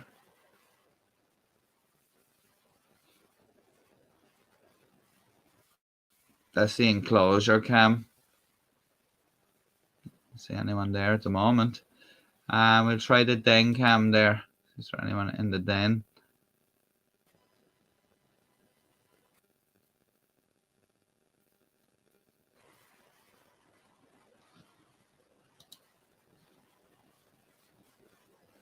I just want to give a shout out while we're waiting for that to load there. I think there's a spider web over the cam there or something like that. It looks a bit out of focus, but I just want to give a shout out there to Tanny, Super Necessary BS Detector, for joining us. It's good to see you. Thanks for joining us. I know you came in there a couple of minutes ago, but I'm only after noticing the comment there now. And Inverter Fructor saying some people are cruel, classless, stains on this world. Yeah, a lot of people, and I don't understand that a lot of people when they're cruel to animals. Yeah, a lot of, when you see it, like people injuring, like just for the sake of it, like, it's you kind of wonder where those people kind of get off, like, I suppose. Nothing going on there. It looks like that camera's a bit blurry there or something. Check out these Mexican grey wolves, Trumpet Lighthawk and family. See is there anything going on here? And of course, we're coming up against the issue here tonight. There's not, the wolves aren't wanting to play ball with us here.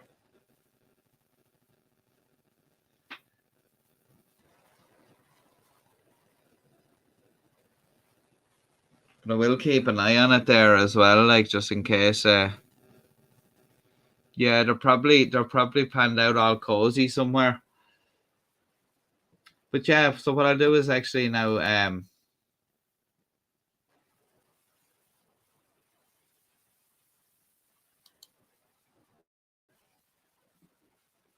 yeah, so that'll be Alawa there. That's the wolf that we've adopted, and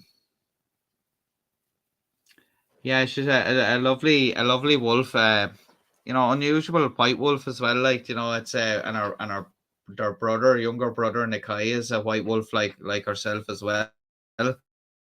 But yeah, I think here they have, because it says in memory, I think they have this for Zephyr here. Yeah, that's Zephyr, who is the wolf that we initially had adopted. And I mainly went for Zephyr as well because he kind of, was the most bear the most resemblance to the channel logo. And yeah, unfortunately, in July there, Zephyr passed away, and there's a video on the channel as well where I kind of go into the whole story of that. If you haven't seen that, check that out if you want to kind of know more on the backstory of how that all went down. But yeah, so we had literally only adopted Zephyr on. I'm just looking at the certificate. It's on the wall here. It's on the 28th of June, we adopted Zephyr, and he passed away on the 2nd of July. So, we didn't really get a chance to know him or anything like that. But there's a lot of videos of Zephyr on YouTube. If you type in Wolf Conservation Center or type in Zephyr the Wolf into YouTube, you'll actually find a few videos of Zephyr there. And, it's quite nice to see.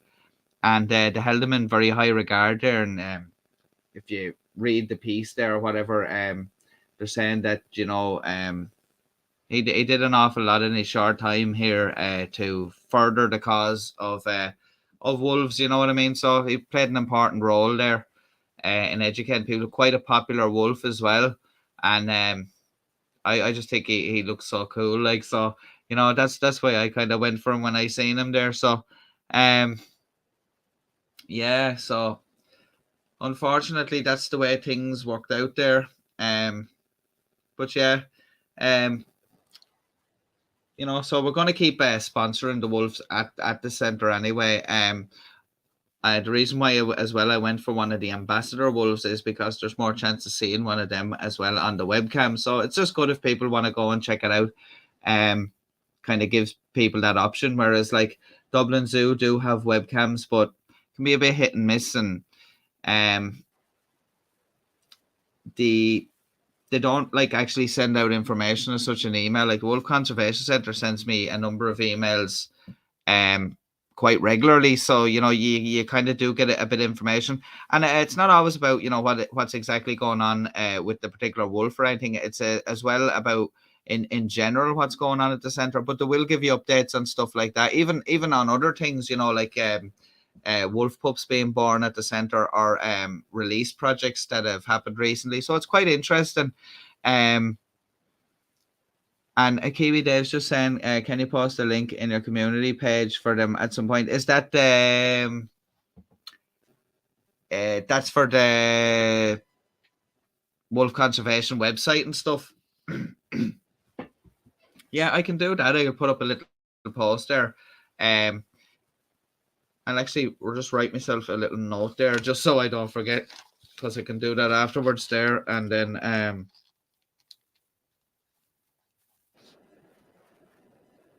yeah, I'll post links to those there, Dave, on the community tab, and to the website and stuff like that, and even to that's why I've sent to the Dublin Zoo website and the webcams that are there. And I might even, just for the sake of it, I might even throw up the link to maybe their Twitter page or whatever, because some of the updates come up there. Now, obviously, they have over 200 animals at Dublin Zoo, so they kind of, the wolves only come up every now and again in terms of updates, or if something happens or whatever. But with so many different animals and kind of trying to cater so many different people's interests, I suppose they're always posting something different. But it's interesting to kind of, if you're into animals and stuff, to kind of keep an eye on what's going on there. And also, I keep saying this, and Dave's just reminded me actually about that clip. I'm going to write that down as well. That clip that I was talking about, I was trying to include it in that video at the time, but it kept getting struck by RTE for because the footage in it, But what I will do is I'll post a link to the clip from the Zoo series that was on RTE. It's the national TV broadcaster over here, where the program is called The Zoo. It's just basically a kind of where they go follow the zookeepers around in Dublin Zoo. It was a series on TV here, but there was a nice little clip on YouTube of the wolves when they tried to escape from the enclosure by digging underneath by digging a tunnel underneath to try escape. So I was trying to include that in it, but every time I did, I was trying to doctor it up in all sorts of ways and all, and it just wasn't working. So I had to omit it, and I did say at the time that I would post a link to it, and I actually forgot to post a link to it. So now that Des said that there, I could post them all together, you know. It'd just be handier as well. And if anyone wanted to look at that clip, because it is quite funny, they're very clever trying to escape. But yeah, so I will get into a wolf update video soon as well. Now another thing I want to say, just when we're talking about what's coming down the road there, and next live stream that I'm going to do, obviously going to have a mix of different videos and stuff like that, but what I'm going to do is I'm going to do a bit of stuff to do with like Irish crime, not so much not petty crime or whatever, but I'm going to look at a few of incidents that have happened over the last couple of months that have been quite noteworthy, we'll say, of crime that has happened in Dublin. Especially there's a big trial going on to do with it's to do with basically, you know, two parties in a gangland feud that have been going on in Dublin. Quite big figures. And there was a court case going on recently that one of the people that was involved with the gang has turned a witness now for the state, and kind of might kind of have a look at that. You know, what's been going on around that and stuff. That's a bit interesting there, and of course some other stuff that's been going on recently as well. And yeah, because I was just thinking we'll kind of look at some of those things now. Yeah, because there's been a few because there's been a few things over the last couple of months that I've wanted to cover, and it's kind of they've just been kind of left on the back burner. So I said what I'll do is I'll kind of get them together, and we'll kind of have a look at them in one of these live streams. It'll probably be a little bit better, but that's what we're going to do the next time in the next live stream. But I just said I'd mention that now when I was talking about that as well, because I would forget that. Because that's what I'm going to try to do going forward, is I'm going to try kind of plan ahead a little bit better for what I'm going to cover in the next one. Like obviously stuff comes up in the news, or like you'll come across little clips or stuff. But for, you know, a kind of a main thing, I'm kind of going to go for some of the Irish crime that's been happening. So that's what we're going to look at the next time, and see how we get on with that. But we're going to go and look at another clip now. Yeah, we're going to look at another chase there, another chase and an arrest. And then when we come back, we're going to have a look at another clip then after that of an arsonist in Michigan being arrested. So what we'll do is we'll hop into this clip now. I'll get a quick drink of water. Just we're not on the hard stuff tonight. Throat's getting a bit dry here, so a drink would be good. So yeah, so we're gonna have a look at this chase and arrest here, and then I'll be back with you right after this.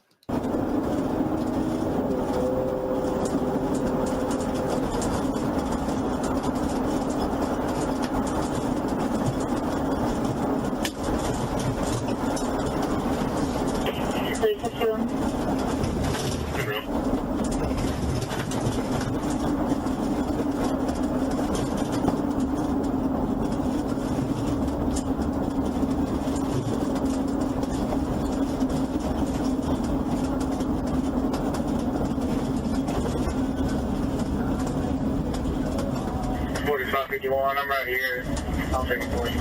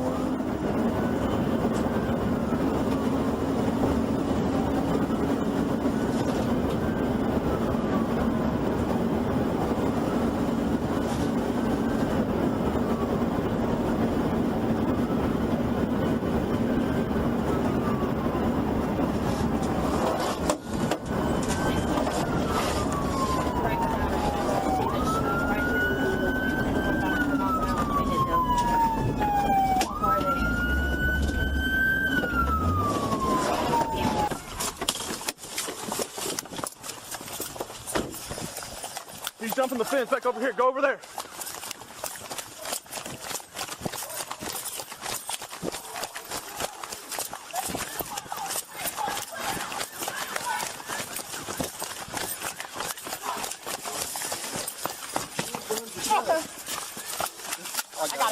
Got it. So another one bites the dust there, and yeah, luckily no one was hurt in that one there. And I don't know how these guys always manage to like flip cars, total cars, and they're able to get out and run. I know it's the adrenaline, but if that was anyone else, we'd be broke up. And these guys always seem to take these risks and end up walking away without a scratch. Well, he must have had no scratches since he was able to boot it away from the police there. But luckily they caught up with him and managed to arrest him there. But yeah, complete lack of decency there and lack of concern for anyone else, as usual. Dave saying there, we know what you get like on the beersies. Yeah, the other night was we won't speak of that. I kind of, to be honest with you, if I'm just gonna be honest, like the whole reason why I ended the stream was I was running out of excuses to give Dave for why I was messing up my words and forgetting what I was talking about. So kind of there was wearing thin, so I just had to exit before I ran out of excuses to give. But I have to say that Dave keep you on your toes there. You wouldn't be let away with much. Yeah, so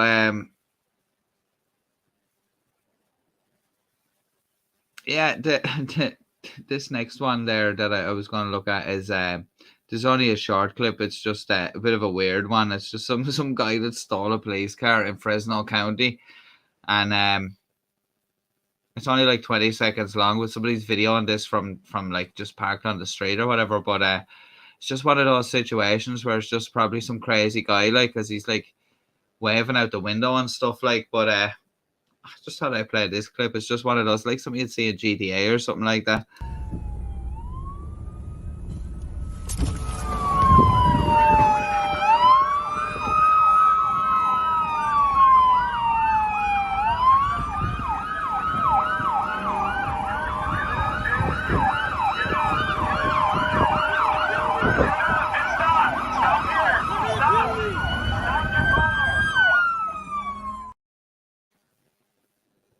What is he giving out to the police there? So what are you trying to pull me over for? I don't know. I just wonder what goes through people's heads when they think that's a good idea. It's just yeah, that we've seen that situation a few times where these guys have went off in police cars, and sometimes it doesn't end very well. Seen a clip only there recently. We'll be making a video on it, but I'm not going to be showing the actual shooting in it because I know the video would like not many people will see it because it'll probably be age restricted if I wouldn't leave that into it, like. But this guy, basically, maybe some people have seen it already. Guy's is in a car park somewhere, and the police are trying to get him to come out of the car to like talk to them or whatever, and there's this kind of thing goes on a bit, and then the guy eventually runs out away from his car and then hops into the police car, and the police officer's telling him, like, don't do it. And then, of course, it goes into drive, like, and then he starts driving off. And, like, at that stage, the officer fires a number of shots through the windscreen, and that's the end of that. All you hear is the car revving. So, yeah, but, like, I'm not going to show the end part of it where the shooting happens, but the start of it's quite bizarre the way it goes down. I don't know if the guy, was up to no good, and that's why he was trying to, like, evade the officer, or maybe there was something else going on there, or it could have been one of these situations where, it was like one of these, gotta get the police to come and, take him out, like, because he may have been suicidal or something, like. But, yeah, terrible position in those situations to put the police in, like. I've seen that a lot of clips where, people want the police to, like, kill them, like, or whatever, like, and it's a bit like, even the police officer said, don't do that to me, like, you know what I mean? It's just it's another tough part of the job as well. Kiwi Dave said, I thought the Irish was good with the booze. Yeah, generally are. It's just that I must be some sort of exception. I had a couple the other night, and I don't know. I can't even remember. I made that many excuses. I don't know what I was going with. What was I saying? I hadn't eaten in a while or something like that. There was no soakage going on, so I think I might stick with that one there. But I actually when I went out for dinner the other evening and we had a few drinks after it or whatever. Only ended up having one pint and then had a couple of Captain Morgans after it. And then it's that I always find with Captain Morgan, I don't know if it's just with all alcohol, but I always find, especially with Captain Morgan, if you've been sitting inside like somewhere like nice and cozy in the heat and all, and you've had a few Captain Morgans, when you come outside into the Baltic air, it could nearly floor you. You're just not, the system's not expecting that shock. But yeah, so we were still in kind of holiday mode there. Everything's only starting to get back to normal kind of from today. Yeah, kind of only started getting back to normal from today around with everywhere being back open again and all. Most places were open, but a couple of places were still kind of closed and stuff like that. But things are still I just see Dave there says you still have to have your trainer wheels. Yeah, I'm still in training. I haven't quite qualified yet. But yeah, and then like surprisingly, like I don't really drink that often. Like maybe that's what the what the issue is there. Like I'd have an odd one or two, but it's kind of only on men like kind of special occasions or birthdays and maybe Christmas and stuff like that I'd have a few. But like during the year, kind of like it's kind of a lot of things. Like you could have a few at home and all that. It's just like kind of like you used to go out years ago and all like that. You kind of you can get fed up of it, I suppose, and it's kind of gone very expensive now. But like it's nice to go out now and again and whatever, and it's enjoyable. Like, but from what you used to do years ago, if you were going out all the time and all, you wouldn't be able to do that now. Wouldn't be able to do that sort of thing now. I don't know if people can. I don't know how they're doing it because it's very expensive. And Vertifolk said, I remember my first couple of drinks. I'm surprised you do remember. You're not supposed to remember your first couple of drinks. So it's just supposed to just wipe you out and you're not supposed to remember. And Kiwi Day said, got a bottle of Jameson's Black Label with your name on it. Well, that would be nice. We can't beat a bit of old Jameson. There's so many. This is somebody was saying there recently. There's so many Irish whiskies out on the market now. There's a lot of new ones after kind of coming out in the last while. I was already saying to a friend of mine there was two new ones that were being advertised on Facebook. Kind of that came up the other day, and one of them I think it's something to do with like it's called like Red Hugh or something like that. Like this guy Red Hugh O'Neill. It's named after him or whatever, but the people were slagging off the label of it, saying for kind of one of these sort of premium whiskies or whatever, the label looks very cheap looking. It's one of those where maybe they put all the effort into making the whiskey and not so much what it was packaged in, But yeah, there's a lot of that sort of thing. It was kind of maybe that's the new craze now here with the kind of like lots of new whiskeys coming out. Maybe it was kind of like all the craft beers a few years ago. There's a big kind of buzz on craft beer and all. Maybe it's kind of whiskey's time now for to kind of get a bit of popularity again like that, a kind of bit of, I suppose for lack of a better term, kind of a trending a bit like, with people. But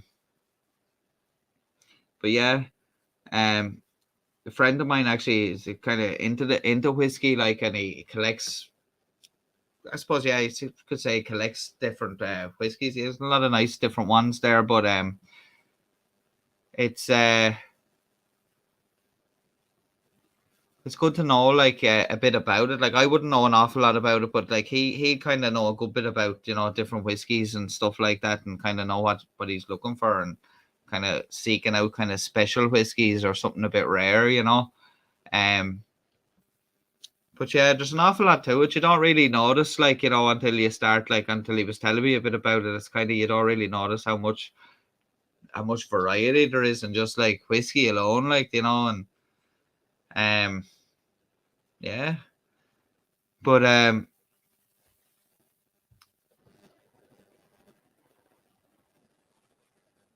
starting to wonder now. I was starting to get a bit sidetracked there.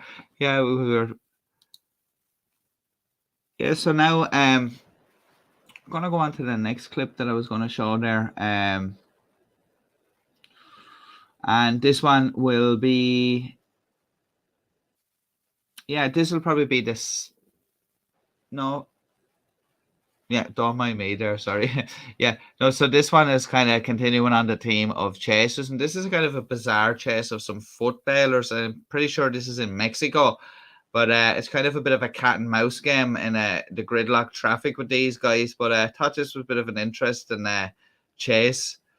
And it looks like one part of it, like one of the guys was nearly going to get clipped by another motorbike, and he would have got taken out. But yeah, let's have a look at this clip here.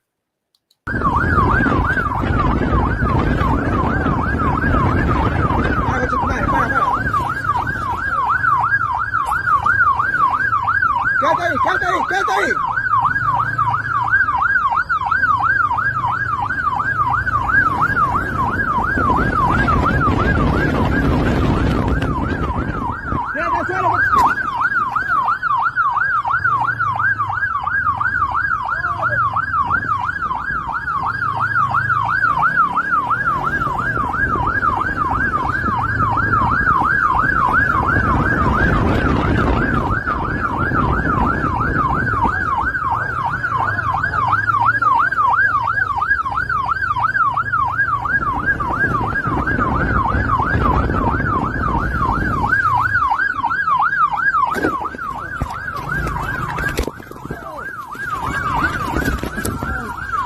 Quédate ahí, coche tu madre, quédate ahí, coche tu madre. Cógela al otro, cógela al otro, cógela al otro.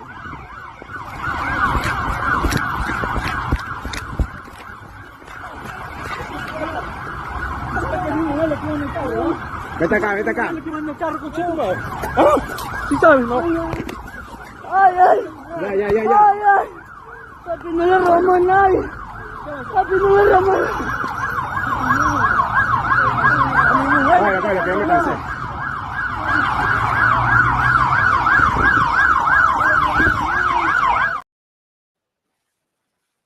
Quite a bizarre chase there. I kind of had to watch that a couple of times to figure out what was actually going on there.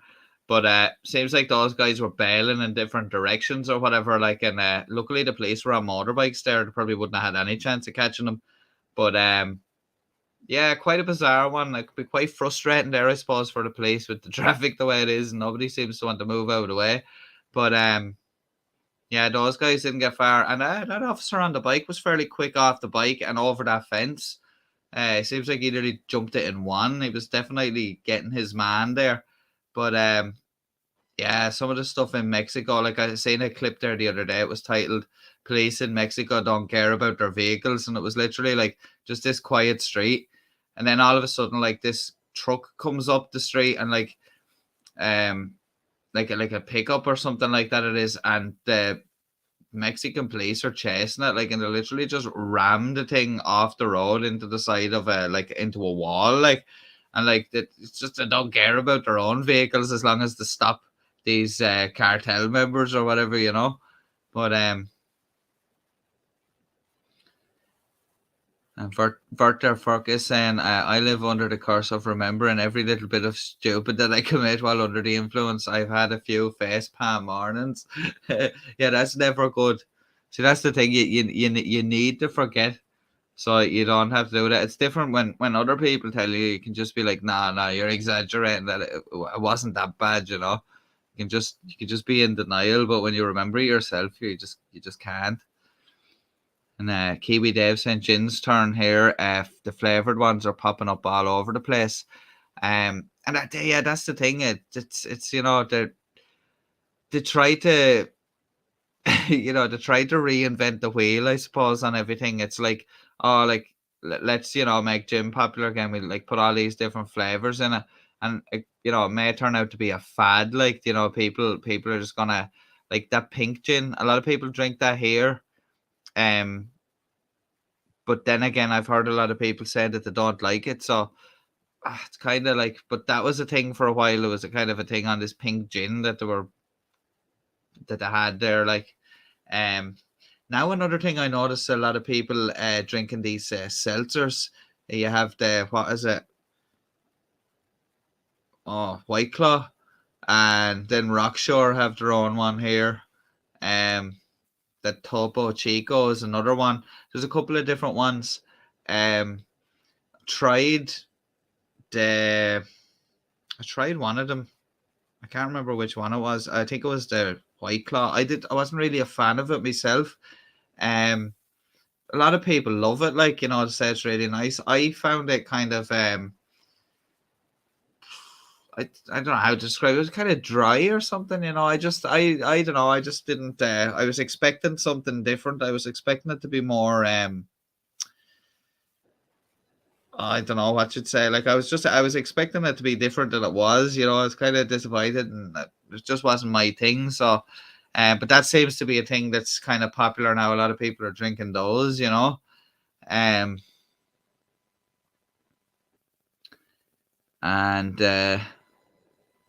he gave you those saying to Vert there that it's lucky we didn't have camera phones in our youth. But I often think though, Dave, like the amount of moments, because there was no camera phones, the amount of classic moments that may have been missed forever. They were not documented. But then again, I suppose it was probably for the better. Can you imagine social media, what it would have been like in the 90s or something like that, or the 80s? All the hair, the hair pictures, like the selfies and all these days are bad enough, but you know what I mean. The hair pictures and pictures of your moped, perhaps, but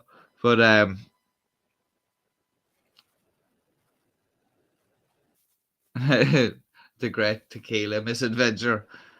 Tequila, yeah, but another one, gin can be quite dangerous as well. Gin can be a dangerous one, especially like as I always said, gin can make you feel down in yourself and all that. And I've seen that with a few people who've had a bit too much gin to get upset. I don't know what that is. Like it's weird.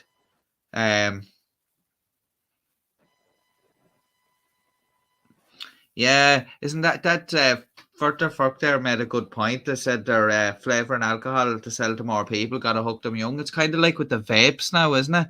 Like vapes were a thing kind of get people off smoking, and now there's teenagers out there smoking them, or well, vaping, that never smoked a cigarette. They literally just started vaping.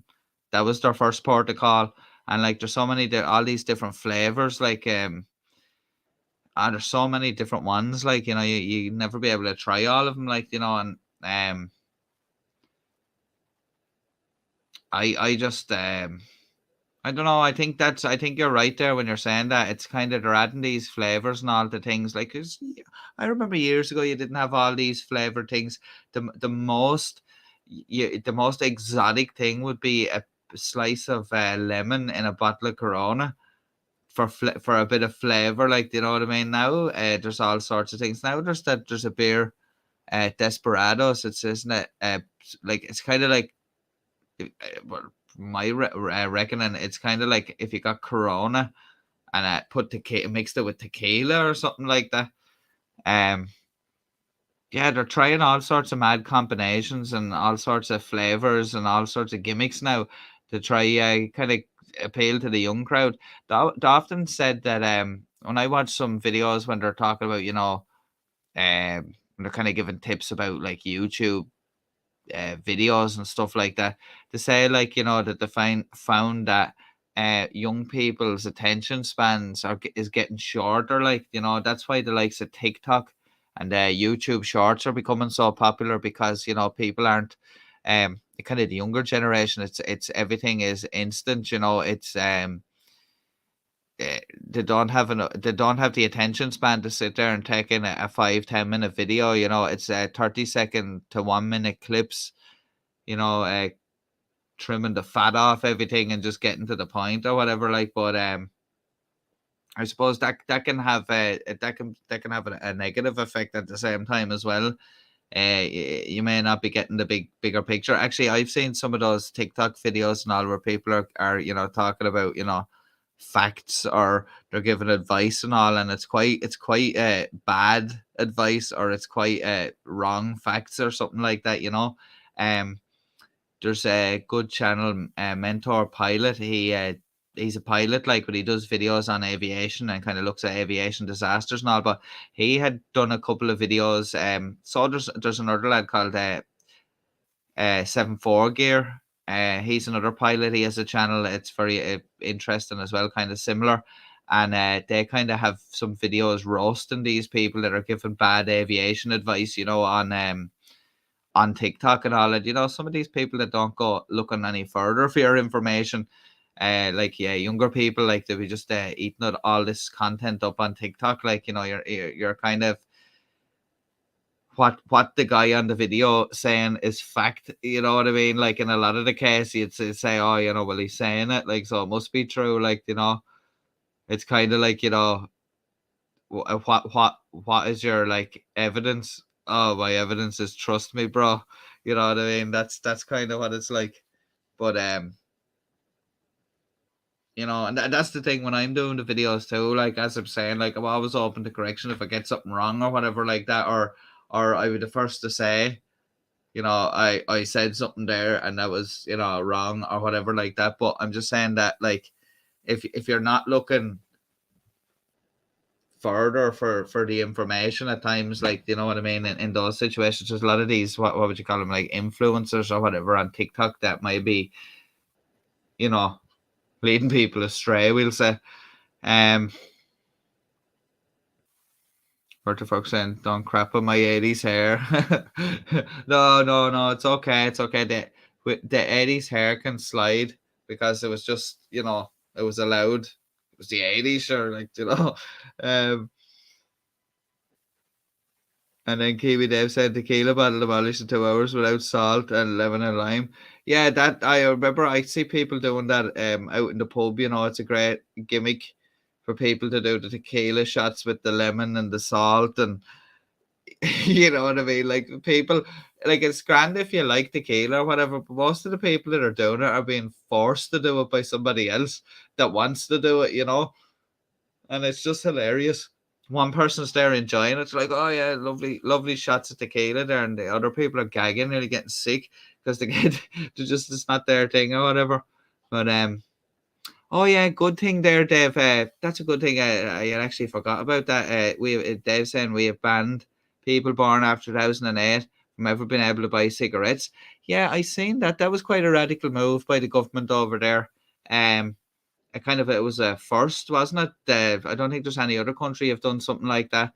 Interesting, very interesting to see how that'll work out. You know, at the same time, like, obviously we all know at this stage smoking's not good for you. So, like, I know it may seem like, just because I have heard people out there saying, oh, all about, you know, freedom, and there's the government kind of stepping in somewhere else. But look, it makes sense, I suppose, in the fact that if there's so many people in hospital, that's costing the taxpayer money. It's free. It's clogging up hospital beds for people that, you know, have to, like, you know, to make it sick for other reasons, you know what I mean, through no fault of their own, I suppose. You know, if you're smoking and you end up getting a smoking related illness, well, then you can only say you have yourself to blame. But if you have someone that's never smoked and you've been looking after yourself, and then you end up with one of these ailments or whatever, like, you know, you want your to be looked after, you know. And I understand that. And another thing that I read was that they're saying that levels of smoking are at their lowest in New Zealand for like a good number of years, like, in terms of there's fewer people now smoking than there had been. They're even saying with the Maori population is supposed to be really bad with I think it's like 60% or something they were saying of Maori people smoke. or was it? It was something like that. It was a mad amount, but it said it has fallen a little bit. But it's the problem there is because so many of them smoked, a lot of them are ending up with smoking related illnesses, and you know, they reckon this might be a way to solve that. But yeah, I think it's good. Like, you know what I mean. In terms of there'll be generations of people that'll never be able to pick up a cigarette, and there's people out there now that have, you know, cancers and different breathing related problems to do with smoking, and I suppose they probably would say, yeah, I wish that was, you know, in effect when I was you know, XYZ age or whatever, you know. And like, yeah, like I think I think it makes sense. Like, and I do notice there is a big change, especially here in Ireland. There's a lot of people like, I used to smoke an awful lot of cigarettes every day, and gave them up, and then started vaping, and I gave the vape up altogether because mainly I gave the vape up because I thought it was grand at the start. Yeah, well, it did its job. It got me off the cigarettes, but it got to the stage where that was the new cigarettes, if you know what I mean. I wasn't actually the whole point was to get away from nicotine. So the fact that I just replaced, yeah, okay, I was putting less substances into my body than I had been with the tobacco, like, but at the same time, it's still, you know, it wasn't ideal when I was trying to get away from nicotine. So eventually gave it up because I was reading all these stories about, you know, people having these lung problems, and the doctors are kind of correlating it to these people vaping, you know, and they're saying like there's still a new thing, like, and it took years before smoking was really, before they really knew the dangers of smoking, like, because like back in the 50s, my father told me that they used to come to town in a van from the company that made Woodbine cigarettes, and they used to give out these little packs of like 1 or 2 cigarettes to people. Back then there was no like age for smoking and all, like, you know, there is now where you have to be 18, but they were just giving them out, and anybody was smoking them, and there was kids smoking them. They used to come to town with this van with a kind of a, what would you call it, a canvas screen on it, and they used to have a projector, and they used to play these silent films, and of course that was a great draw to people. And then they were handing out the cigarettes, so that was the marketing back then: draw people in, give them the cigarettes, get them hooked. And like back then, people were practically being told, no, smoking is good for your lungs because it's, you know, it does X, Y, and Z. And it was only years after they were like, it actually does no good for your lungs, like, do you know what I mean? And like that's the thing, like, do you know what I mean? It's but I've noticed a change here in the last couple of years where a lot of people, especially people that I know, have gave up smoking altogether. And not just, some people have done it for health reasons. Other people have done it literally because it's got too expensive, or they've actually start thinking about their health more. And I think that's a lot of the thing with people after the lockdown, with the whole pandemic. People start thinking more about their health a bit, and that's maybe when other people start giving up cigarettes, getting out and doing more exercise and stuff like that. But like ever since I gave up the vape, I even find that I'm a lot better. But yeah, the problem here is at the moment is that all these teenagers that are on these vapes that are not like that never smoked in the first place. And that's the next thing the government here are trying to tackle, is like you're saying, next to work on vaping, you know. But and then Dave's just saying there, I'm just going back to the comment you made there a minute ago, saying the thing that scares me is where to get the tax dollars to pay for things. And that's the thing that always in these situations you'd worry about, is when they replace something like that or do away with something like that, how are they going to fill the hole? Because, like, you know, that would be an awful lot of money, like, especially here in Ireland, it's an awful lot of money to the government, what money comes in off cigarettes, even though a lot of people, it's kind of weird the way the government here, like, the government needs the money that's coming in off all of those sort of things, but at the same time, the government's also funding campaigns to get people to quit smoking. It's like a whole hypocritical thing, you know, we'll take it in one hand and give it back out in the other. It's weird, like, but yeah, like, you know, we kind of made a few steps forward when we brought in that smoking ban and all a good few years ago. And, you know, like now a lot of the hospitals and all, you can't smoke around the entrances. Now people do and all, but, you know, you're encouraged not to. Like a lot of the places, the whole grounds are non-smoking. They prefer you not to smoke. But it's good that the attitude's changing towards that, because that smoking's a terrible scourge. Not only does it cost you a lot of money, it's also dangerous as well. There's those situations where people have burnt their houses down smoking in bed or falling asleep with a cigarette, and it's just not good for people's kids to see them, because they say that, you know, if you grow up in a house with smokers, you're more likely to go and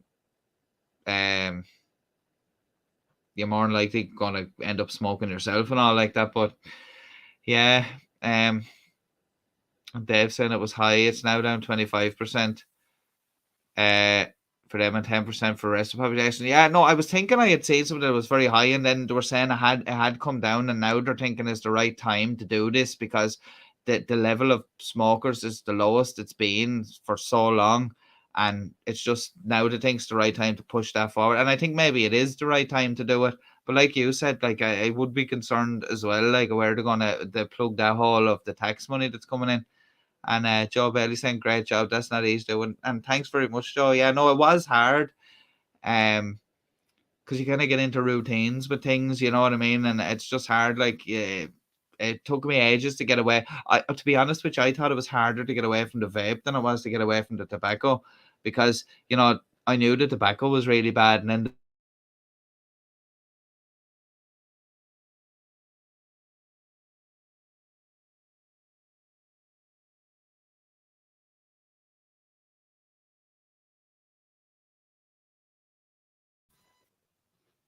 yeah, and my mic just got muted there for a second. I moved something on the desk, and it just it just got disconnected there for a second.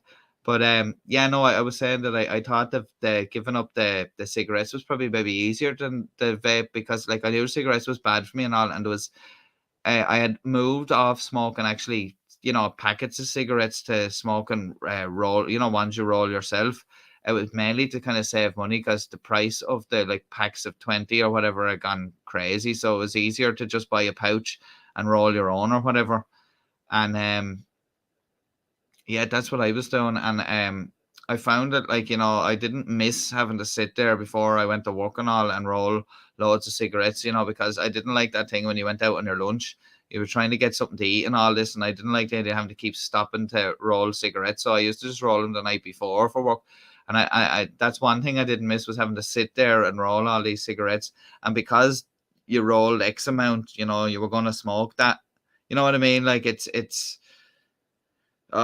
because you just had them. You're like, oh, sure, be rolling more tonight or whatever. And so yeah, that's what used to happen there. And I found that, like, you know, I didn't miss that. I didn't miss the, you know, all of that side of it and the expense. Like, and then when I moved on to the vape, like, it was, you know, it was handy. It was too handy to have, you know, and like you get more opportunities to vape it in places you wouldn't, you know, have before. You have a sneaky vape somewhere, or, you know, I found that I was vaping more than I was smoking. You know, you kind of feel like it, you're at it all the time, like, you know.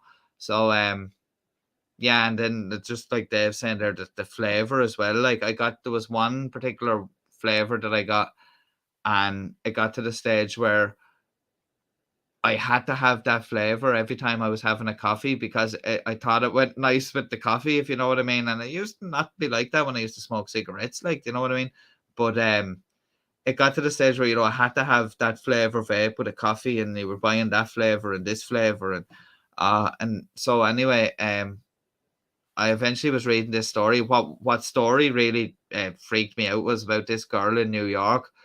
She'd been smoking a vape, and then her lung collapsed. And when they were like examining this, they were pretty sure it was caused by crystals forming in her lungs from the vapes, which caused her lung to be weak and then collapse. And they told her, like, you need to stop that. So she stopped. And then when I read that, literally, I was like, I don't know. These things are fairly new. And I remember an auntie of mine saying, when this was all only kicking off with vape, saying, like, you know, be wary of these things, because she says, do you remember cigarettes? Everyone was told these are grand. And then it was only years after they were like, no, these are causing diseases and this, that, and the other. So we don't know what these things are going to be having an effect on people until further down the road. And I thought to myself, I don't want to be one of the guinea pigs, so might as well get rid of that. So I had them lying there for ages because, you know, it was one of those things is, will I throw them out or will I keep them just in case and all? And it was only, I think it was about 2 or 3 weeks before Christmas, I was putting out the bins and I thought, do you know what, I'll get rid of those other bits and bobs and then I'll get rid of the vapes themselves because, you know, it's just lying there. And, you know, to be honest, I don't miss it now. It's actually better because I was only saying that the other night when I was out for the dinner and a few drinks. Isn't it great not having to, you know, be in that routine of having to get up after a couple of drinks to go out and stand in the cold at the door to smoke a cigarette, or maybe smoke 2 in a row, you know, so you smoke 2 so you don't have to come out for another one in a while and all this carry on. And yeah, no, it's just a bit better, I think. Health wise as well, because you're saving money, but you're also, you know, you're starting to recover from the damage you've been doing to yourself. Yeah,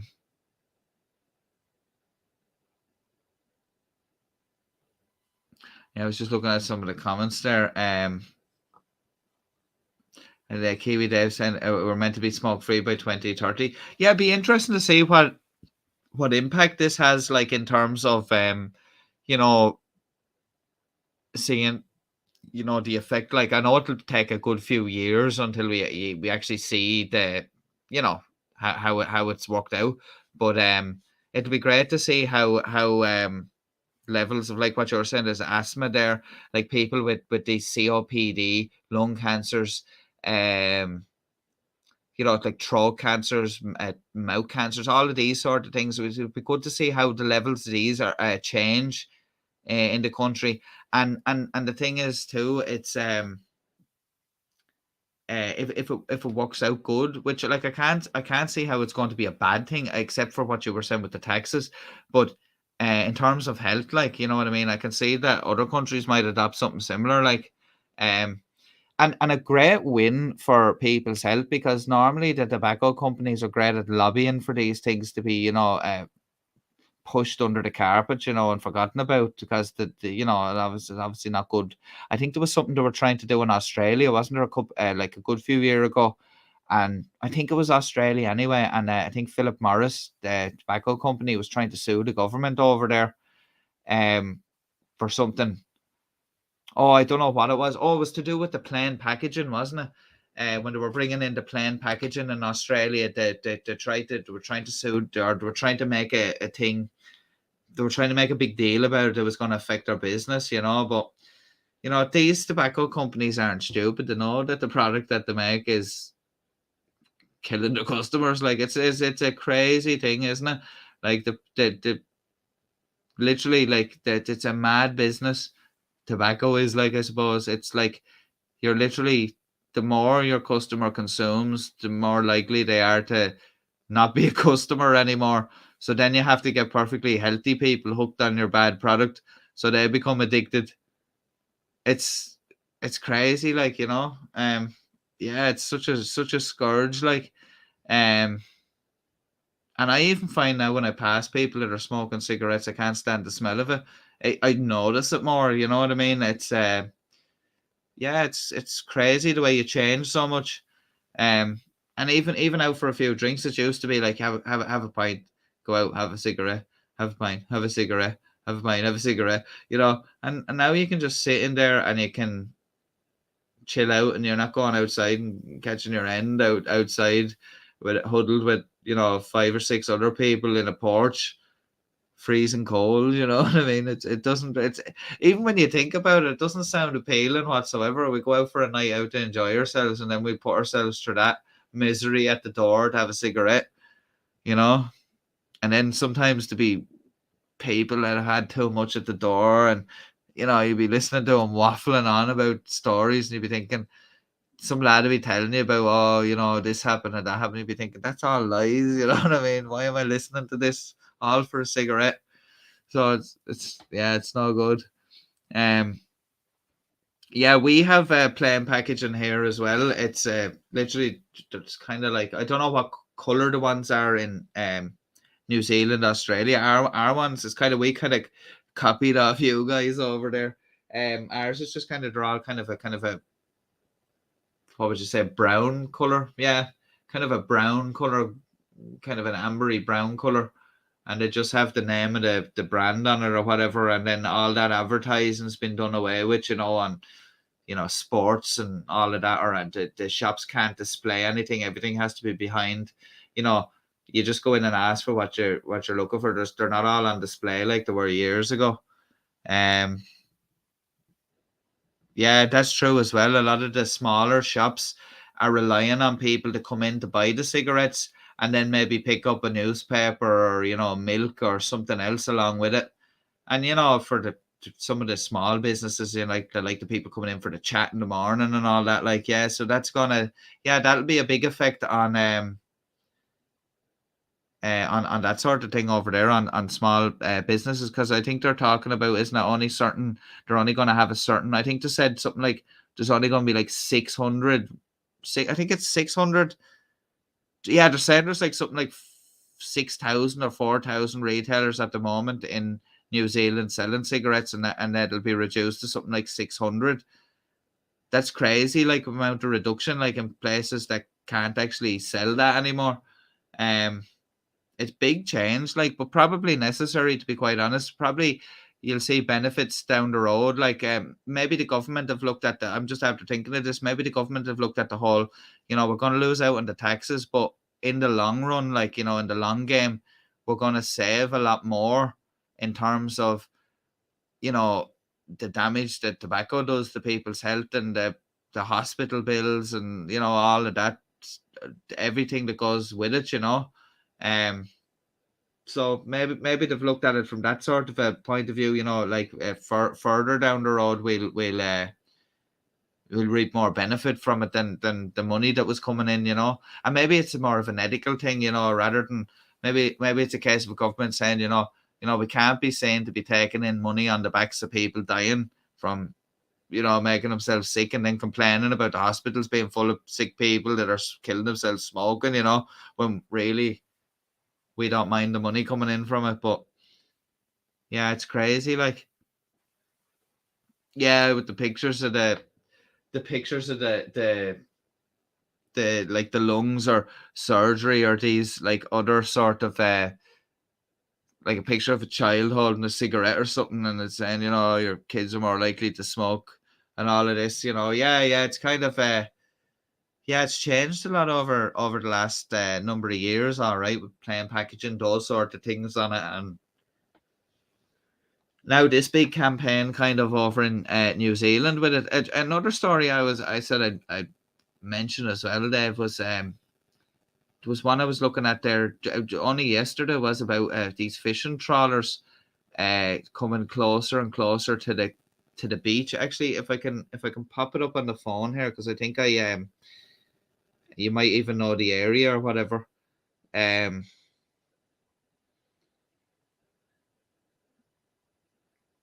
Because I had kind of saved it to the side, because it's just what I noticed it yesterday. It's kind of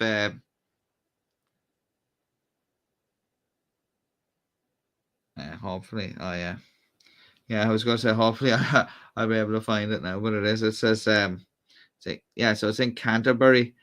So they're saying that bottom trawlers venturing close to shore, killing it for recreational fishers. So it basically says a recreational fisherman, Wayne McCarthy, was longlining on a beach near Ashburton when a commercial fishing boat glided past, snapping his longline as he scrambled to bring it back to shore. And there's a video of that. It's actually on a website called iStuff.co.nz.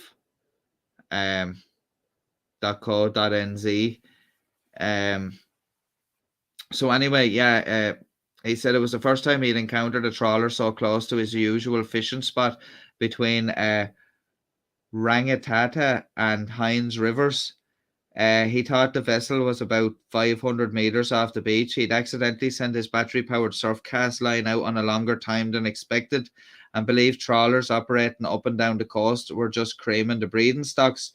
He says, obviously, the trawler was operating legally, but ethically it's wrong. So anyway, these are coming very close to the shore, and they're affecting, you know, recreational fishermen on the shore. I just thought it was interesting. These boats aren't actually breaking the law, but they're saying, you know, common sense would tell you that it's not good. They're also saying that a fish that I only learned about when I came across this article called an elephant fish. Never heard of it before in my life. Quite a crazy looking fish. They said it's some relation to a shark anyway, but they're saying anyway that the incubation of these eggs from these elephant fish are the incubation period is at least 5 to 8 months for these eggs. After laying the egg, the adults are thought to disperse and are difficult to catch. However, juveniles remain in shallow waters for up to 3 years, and then when these trawlers come in and start trawling, like they're going to like scoop up the juvenile fish, and that's what they're saying, that these this is going to have a an impact on stocks of these fish. It says in the Forest and Birds 2017 Best Fish Guide, they rated elephant fish in the worst choice don't eat category. But yeah, still don't want to see the poor elephant fish getting wiped out. They're hoping to see the fishery better protected in future, and said that there was a move to formalise the 1 nautical mile voluntary agreement. But yeah, kind of sad when you see that happening. Like, you know, I know fishermen have to make a living, but, you know, it'd be nice to have a bit of courtesy in those situations, and a bit of concern for other fish like that, you know, juvenile fish. But yeah, just thought I'd mention that anyway when I just seen that story the other day. And Dave saying there,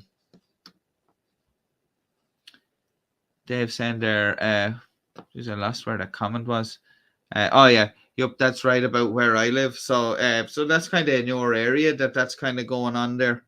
Yeah, and they're saying not only that is that, you know, like it could be damaging, you know, underwater habitats as well with this bottom trawling, especially in shallower waters. Further was saying corporate scientists will continue to develop new poisons that will kill us. That's true. There's always something new coming out. So something, and then we only find out afterwards that, oh yeah, maybe that wasn't a good idea. Same with those, what was that, the big scandal going on at the moment with those coatings, like those you know, those coatings, non-stick coatings, and it turns out that they're toxic, you know, that, or the companies knew a lot, oh yeah, they had more levels than they were admitting to, or something like that. Now there was a big scandal about it in the States recently, I think. Dave saying the problem we have here in Canterbury is that the shelf is only about 100 meters from the coast, and it sinks down to about 2 kilometers. So you reckon that's probably why they're kind of coming in, kind of in there, like, and maybe that's the thing, like, you know, it's for them, it's kind of, it's a necessity for them to come in and do that, like, and then obviously the recreational fishermen are upset, but it's kind of like, it's just one of those situations. But obviously, you know, like protecting the environment is probably beneficial for both parties in that situation. Like, and Berta Fox saying, I don't know what it's like in your countries, but RTV is riddled with pharma ads. Then RTV is riddled with lawsuit ads. Yeah, it's like, yeah, it's not so much here. Kind of here with the pharma ads, like in Ireland, you would have ads on the TV, but they're mainly kind of for, you know, over the counter stuff, like, you know, kind of like, you know, cold medicine, cough medicine, and stuff like that. There's never really you know, anything above that. It's kind of mainly for kind of over the counter remedies and stuff like that. The lawsuit ads not so much. I noticed that in the UK there's a lot of that with those kind of, you know, personal injury claim ads and all that. And what I heard about all of that sort of thing is that if you look at TV at certain times of the day, obviously it makes sense to have certain ads on at certain times of the day to target your audience that you want to target. But I find some of the ads, if you look at them, you know, especially ones aimed at like older people, to do with like life insurance and, like, you know, stuff to do with their home. Some of it can be very predatory, you know. It looks very predatory, you know, the way they come across in the ads is, you know, like those funeral ones where you set, you know, you get those plans to pay off for like a funeral plan, and they're kind of, it's like they're kind of scaring the elderly people into like taking out these plans. It's like, you know, oh, you know, don't leave your loved ones with a big debt and a burden, and have them remember you as, you know, that, you know, so and so, you know what I mean, that left us in debt. Like, you know, they kind of guilting them into saying, oh yeah, I don't want to leave people, you know, in a fuss over me, like, you know, whatever. But yeah, I don't like that sort of thing, like with those sort of ads and all. And Kiwi Dave Center mostly used for fish and chips is a white flaky farm fish. Yeah, I'm just see, I don't mind fish myself. I like fish. So I suppose I wouldn't be adverse to trying some of it. But that's the thing, you know, you don't want to see things being wiped out either, you know. So hopefully they can get that sorted out there.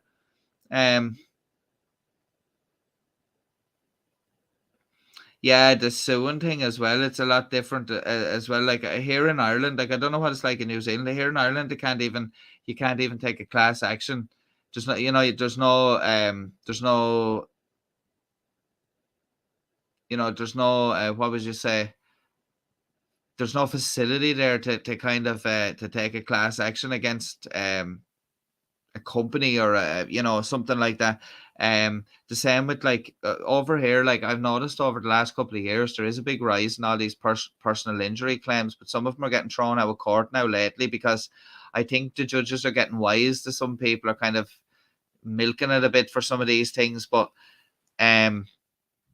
not so much suing people, more like, you know, kind of putting in claims against insurance for businesses. It's mainly businesses, you know, people getting injured or something out of place and then putting in a claim, and then it turns out, you know, there was a case recently where someone had put in a massive claim for some injury they got, but it turns out they had took part in a race, like a running race, in the time that they were supposedly, you know, unfit to work and all due to this injury that they had sustained. But yeah, not so much the suing here as such, but yeah, definitely kind of personal injury claims. But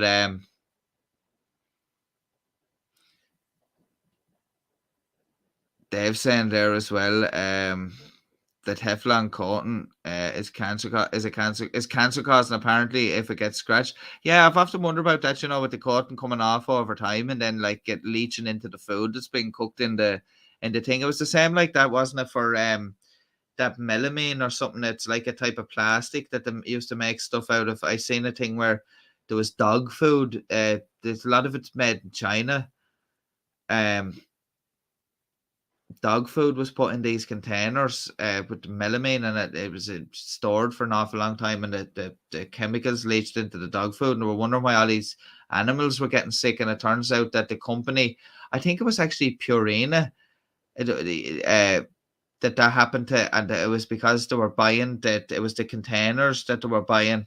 I'm not sure. I left myself open for to be sued there.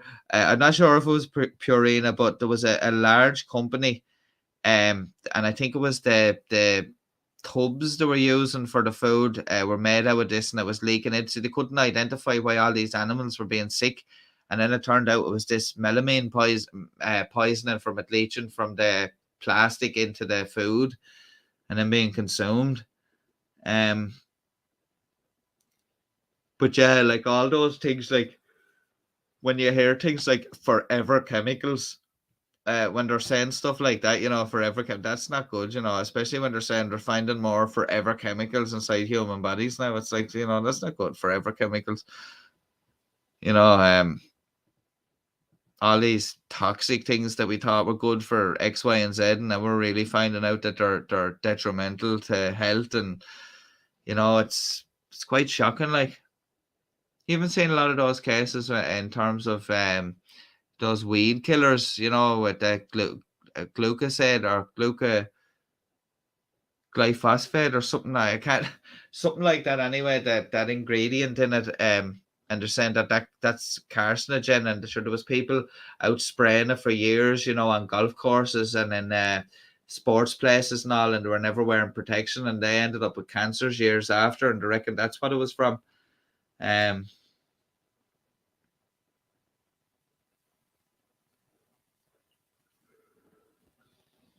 Berta Fuck said, there is always an ad for prescription drugs here, and at the end they said, "Talk to your doctor." I thought I went to my doctor with concerns at drug orders. See, that's the thing. It's like it's pushing that, and that whole thing about these reps, from these pharma companies going into doctors, like, and kind of like I've heard those stories before of like doctors being given fancy holidays and cash bonuses and all if they prescribe a certain brand or whatever, like, you know what I mean? And like I just think that's wrong that's allowed to happen. Like, if a doctor should be prescribing what he thinks is right, not what he's being paid to prescribe. He should be going on what your trend is. I know brands want to sell their brand and all that, but like it's the ingredient that's in the tablet. It doesn't matter if it's under some name, some brand name, as long as the active ingredient or whatever you're looking for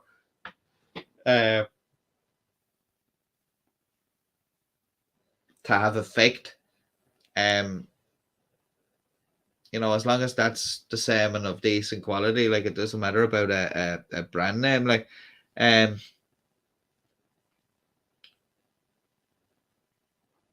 oh yeah, that's right, Dave.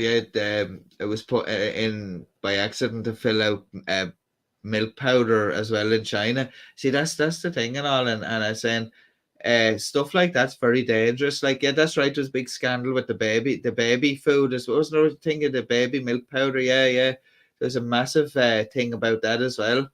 It's so dangerous. Like, especially all these chemicals that are being used in a lot of these plastics. I often think that with a lot of those microwave things, like when you're buying, like if people, if you buy those microwave dinners or anything like that, or microwave soups, like I often wonder, like, like, did the company actually care, like, and is the plastic made out of something that's not going to like leach into the soup, that's like going to eventually be causing harm, like, yeah, and we've seen that they're like you said, just like legalized drug dealers. Yeah, like in the cases in the States where there was the big opioid crisis, where people were just being prescribed these things, unabated, like, and it's the same with like in terms of I find because of the lack of mental health services a lot of the time, doctors are kind of left in a situation where they're prescribing tablets because, that's something they can do now for somebody. I know it's not ideal, like it'd be better to get some sort of counseling or therapy, but at the end of the day, there's so few of these professionals or experts in that, and the waiting lists are so long that the best thing the doctor can do is probably give tablets, which isn't ideal because the tablets can come with other side effects sometimes, or people can end up getting hooked on the tablets, or there's many different things. You prefer not to be taking something than taking something, but there's a crisis in those situations where doctors are kind of left in the situation. And yeah, glyphosate. Yeah, I was thinking, yeah, that's the thing. And I always thought that they were going to that was going to be banned, but I still see it in a lot of those weed killers. I think just that one Roundup was one that there was a lot of controversy around it.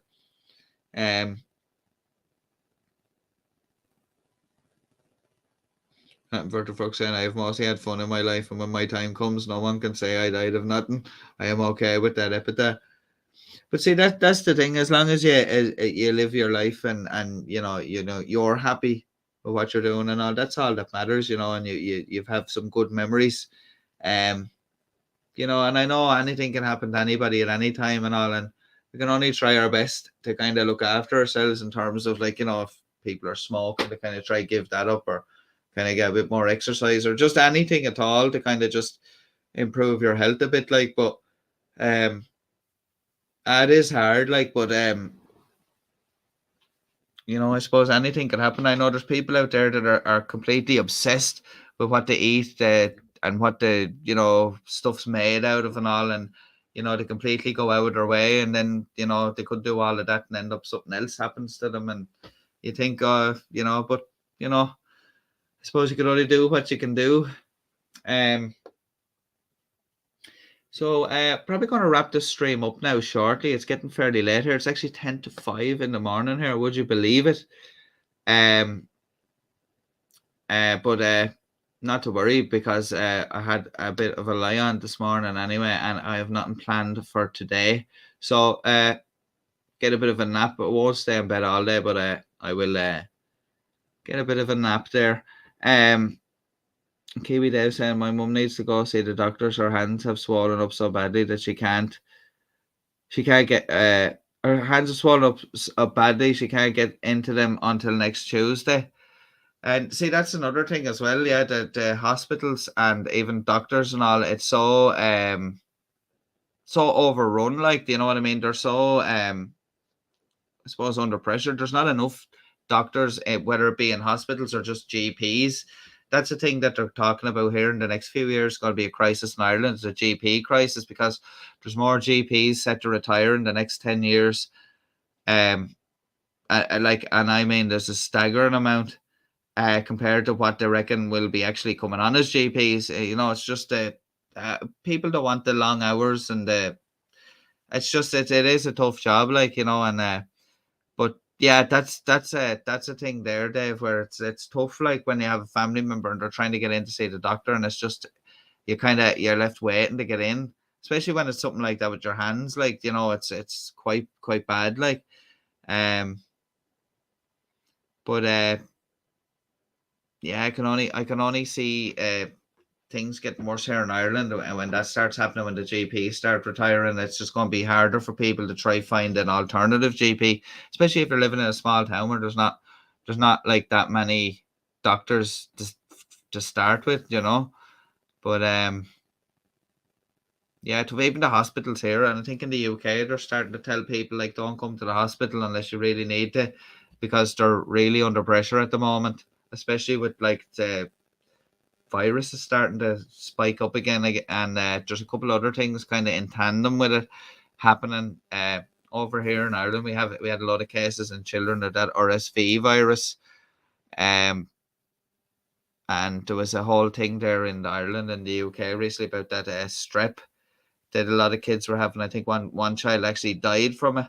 So, you know, there's a couple of things putting the health services under pressure at the moment, and you know, it's you know, it remains to be seen. Hopefully now in the next couple of months, as we move through the rest of the winter, and we're kind of coming out of that, hopefully we don't have a big spike in cases and all, and that leads back to more hospitalizations, because they're saying, like, people are waiting a long time on a trolley in an A&E at the moment to get into a hospital bed.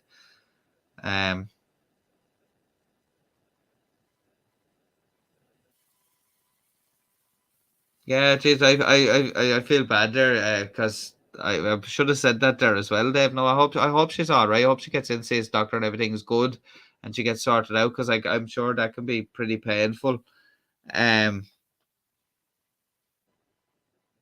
Hopefully, yeah, no, hopefully all's good. I was just reading your comment there. She is old.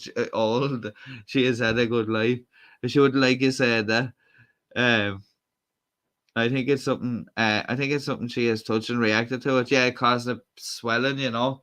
Yeah, not good. Yeah, hopefully she gets, because I presume that'd be painful, irritating, like, you know. Or if it's not that, it'd be itchy or something like that. So it's really annoying, like. But yeah, that's the thing. It's really bad, like, when it's something like that and you're trying to get into the doctor, and it's impossible. Another thing that's happened here recently is a lot of stuff with people trying to get dental care. And like over here, you can, if you're on a lower income, you can apply for a thing called a medical card, and it's basically like where basically, you know, if you qualify for it, the government basically pays for your healthcare, and people used to be able to get a lot of stuff done for dental work on a medical card, but then the government had excluded certain things out of it, and there was a lot of dentists in conflict with the government over the fact that, you know, why are you providing, like, basically, like, you could only basically some of the repair work or like work you'd get done to your teeth where they'd be trying to fix a problem that's happened, right? They wouldn't cover that, but they would cover you getting your teeth clean. So you can have lovely clean teeth, but they can have holes in them, you know. It's that sort of a thing. And a lot of the dentists were saying the fact that people couldn't get certain treatments was kind of putting them off going to the dentist, and they wanted to see a fairer system or whatever. And so it's been kind of tough lately for some places aren't actually accepting medical cards. So people that are on lower incomes, and dentistry can be quite expensive. I think it's like €80. Probably more since last time I had a filling, but it was about 85 euro before for a filling. So you can imagine people on a lower income, if they're not going to accept a medical card, that could be quite expensive. So yeah, that's a big thing at the moment. And since she scratched herself so much, she's bleeding at times. Yeah, that's not good because you'd be worried then about with the scratching, the bleeding, if you get, you know, infected or anything like that. So hopefully she does get seen very soon. Like, but that's the only thing you can do is try to keep an eye on it, you know. But yeah, that what Fert said there. I was thinking that you can pick her butt up next week. That's where she slept. Yeah, because I don't think mothers don't like being called old. You know, even though they might turn around and say, oh, you know, when it suits them, they say, oh, sure, I'm an old one. You know what I mean? But, you know, that's only when it suits them. Dave was probably quite cheeky as a young chap.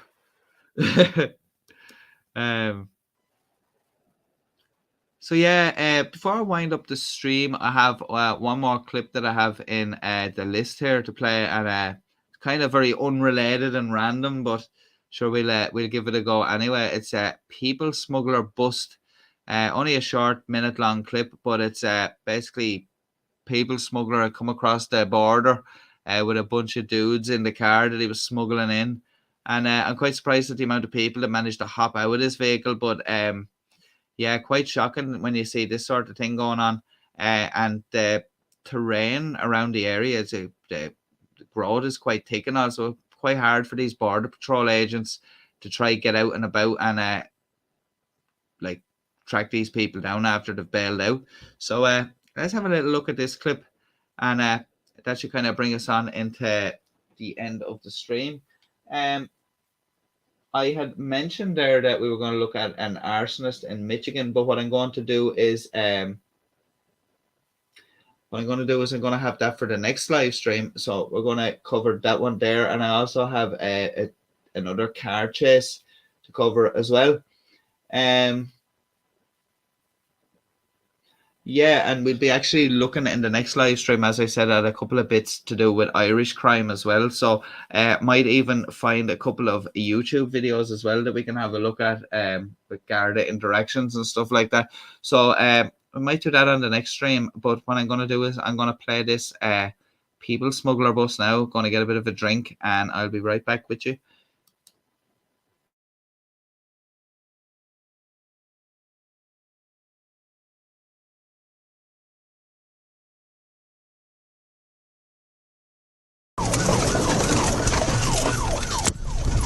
Tiraram un 10, let's go, bail out.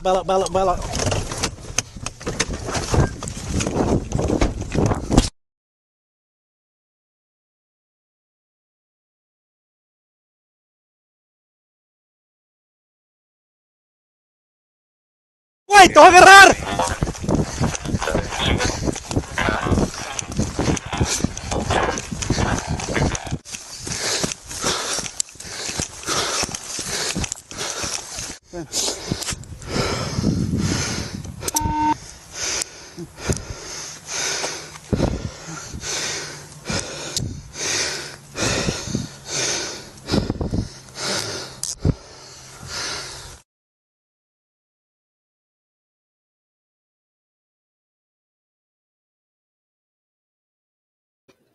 So that guy you seen at the end there was the people smuggler that they managed to catch.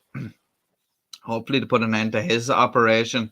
Not good in the fact that I've nothing against people trying to you know, make a better life for themselves and their family or whatever, or try to support their family back home. But that is a really dangerous way to kind of get yourself into another place. I know it's very hard trying to go through all the, you know, the legal wranglings of trying to enter the country, but if you do it legit and you get in, you have nothing to worry about then at the end. But I know it's quite tough, but when you see in those situations, a lot of those people smugglers, they don't care about the people that they're actually taking the money off. And like, they'll quickly abandon those people when, you know, it gets a bit heavy. The going gets a bit heavy, they'll abandon those people, and they don't really care about their welfare, and they'll tell them, oh yeah, this, that and the other, and as long as they're getting the money, they don't really care what happens. And so luckily that guy was locked up, and hopefully that puts a stop to his operation. Maybe some people won't get hurt. But yeah, I was quite surprised at the amount of people that were getting out of that vehicle there, which is another danger. But yeah, I don't know if they managed to round up everybody there. A good few people ran. There was a good few officers there, but I don't think so.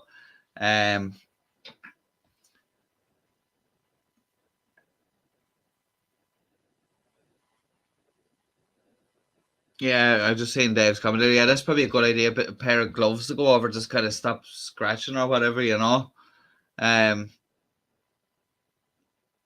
Oh, at least Dave's called himself old there as well. So it's he's kind of you know, he's kind of put himself in that category there as well. So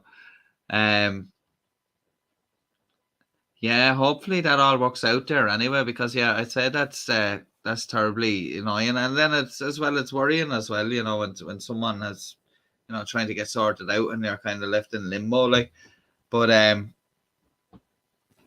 yeah, so I know, hopefully, because I know it's just frustrating, and then it's like once you get in, see the doctor, then you have to get something done about it. So you're still kind of you're not straight out of the woods the second you get in. You have to see, kind of see what he's going to do. So yeah, the quicker you get in and the quicker you get sorted, the better.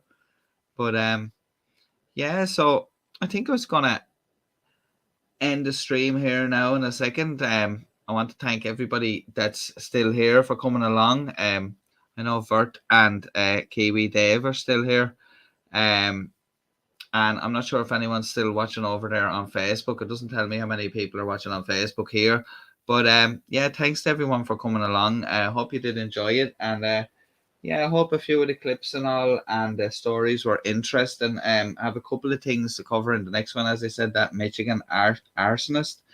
And also quite interesting story about a police dog that I only came across. This story happened a couple of years ago, but only came across it there recently, and it's quite an interesting story about this police dog. So we're going to take a look at that the next time as well.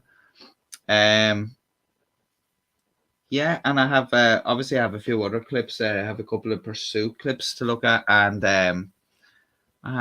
what's that other clip I had? Oh yeah, the arsonist one. Yeah, I have that, and I'll have some other stuff as well. Yeah, so, and as I said, we'll have a look at some Irish crime stuff and all, and stuff that's been going on there too.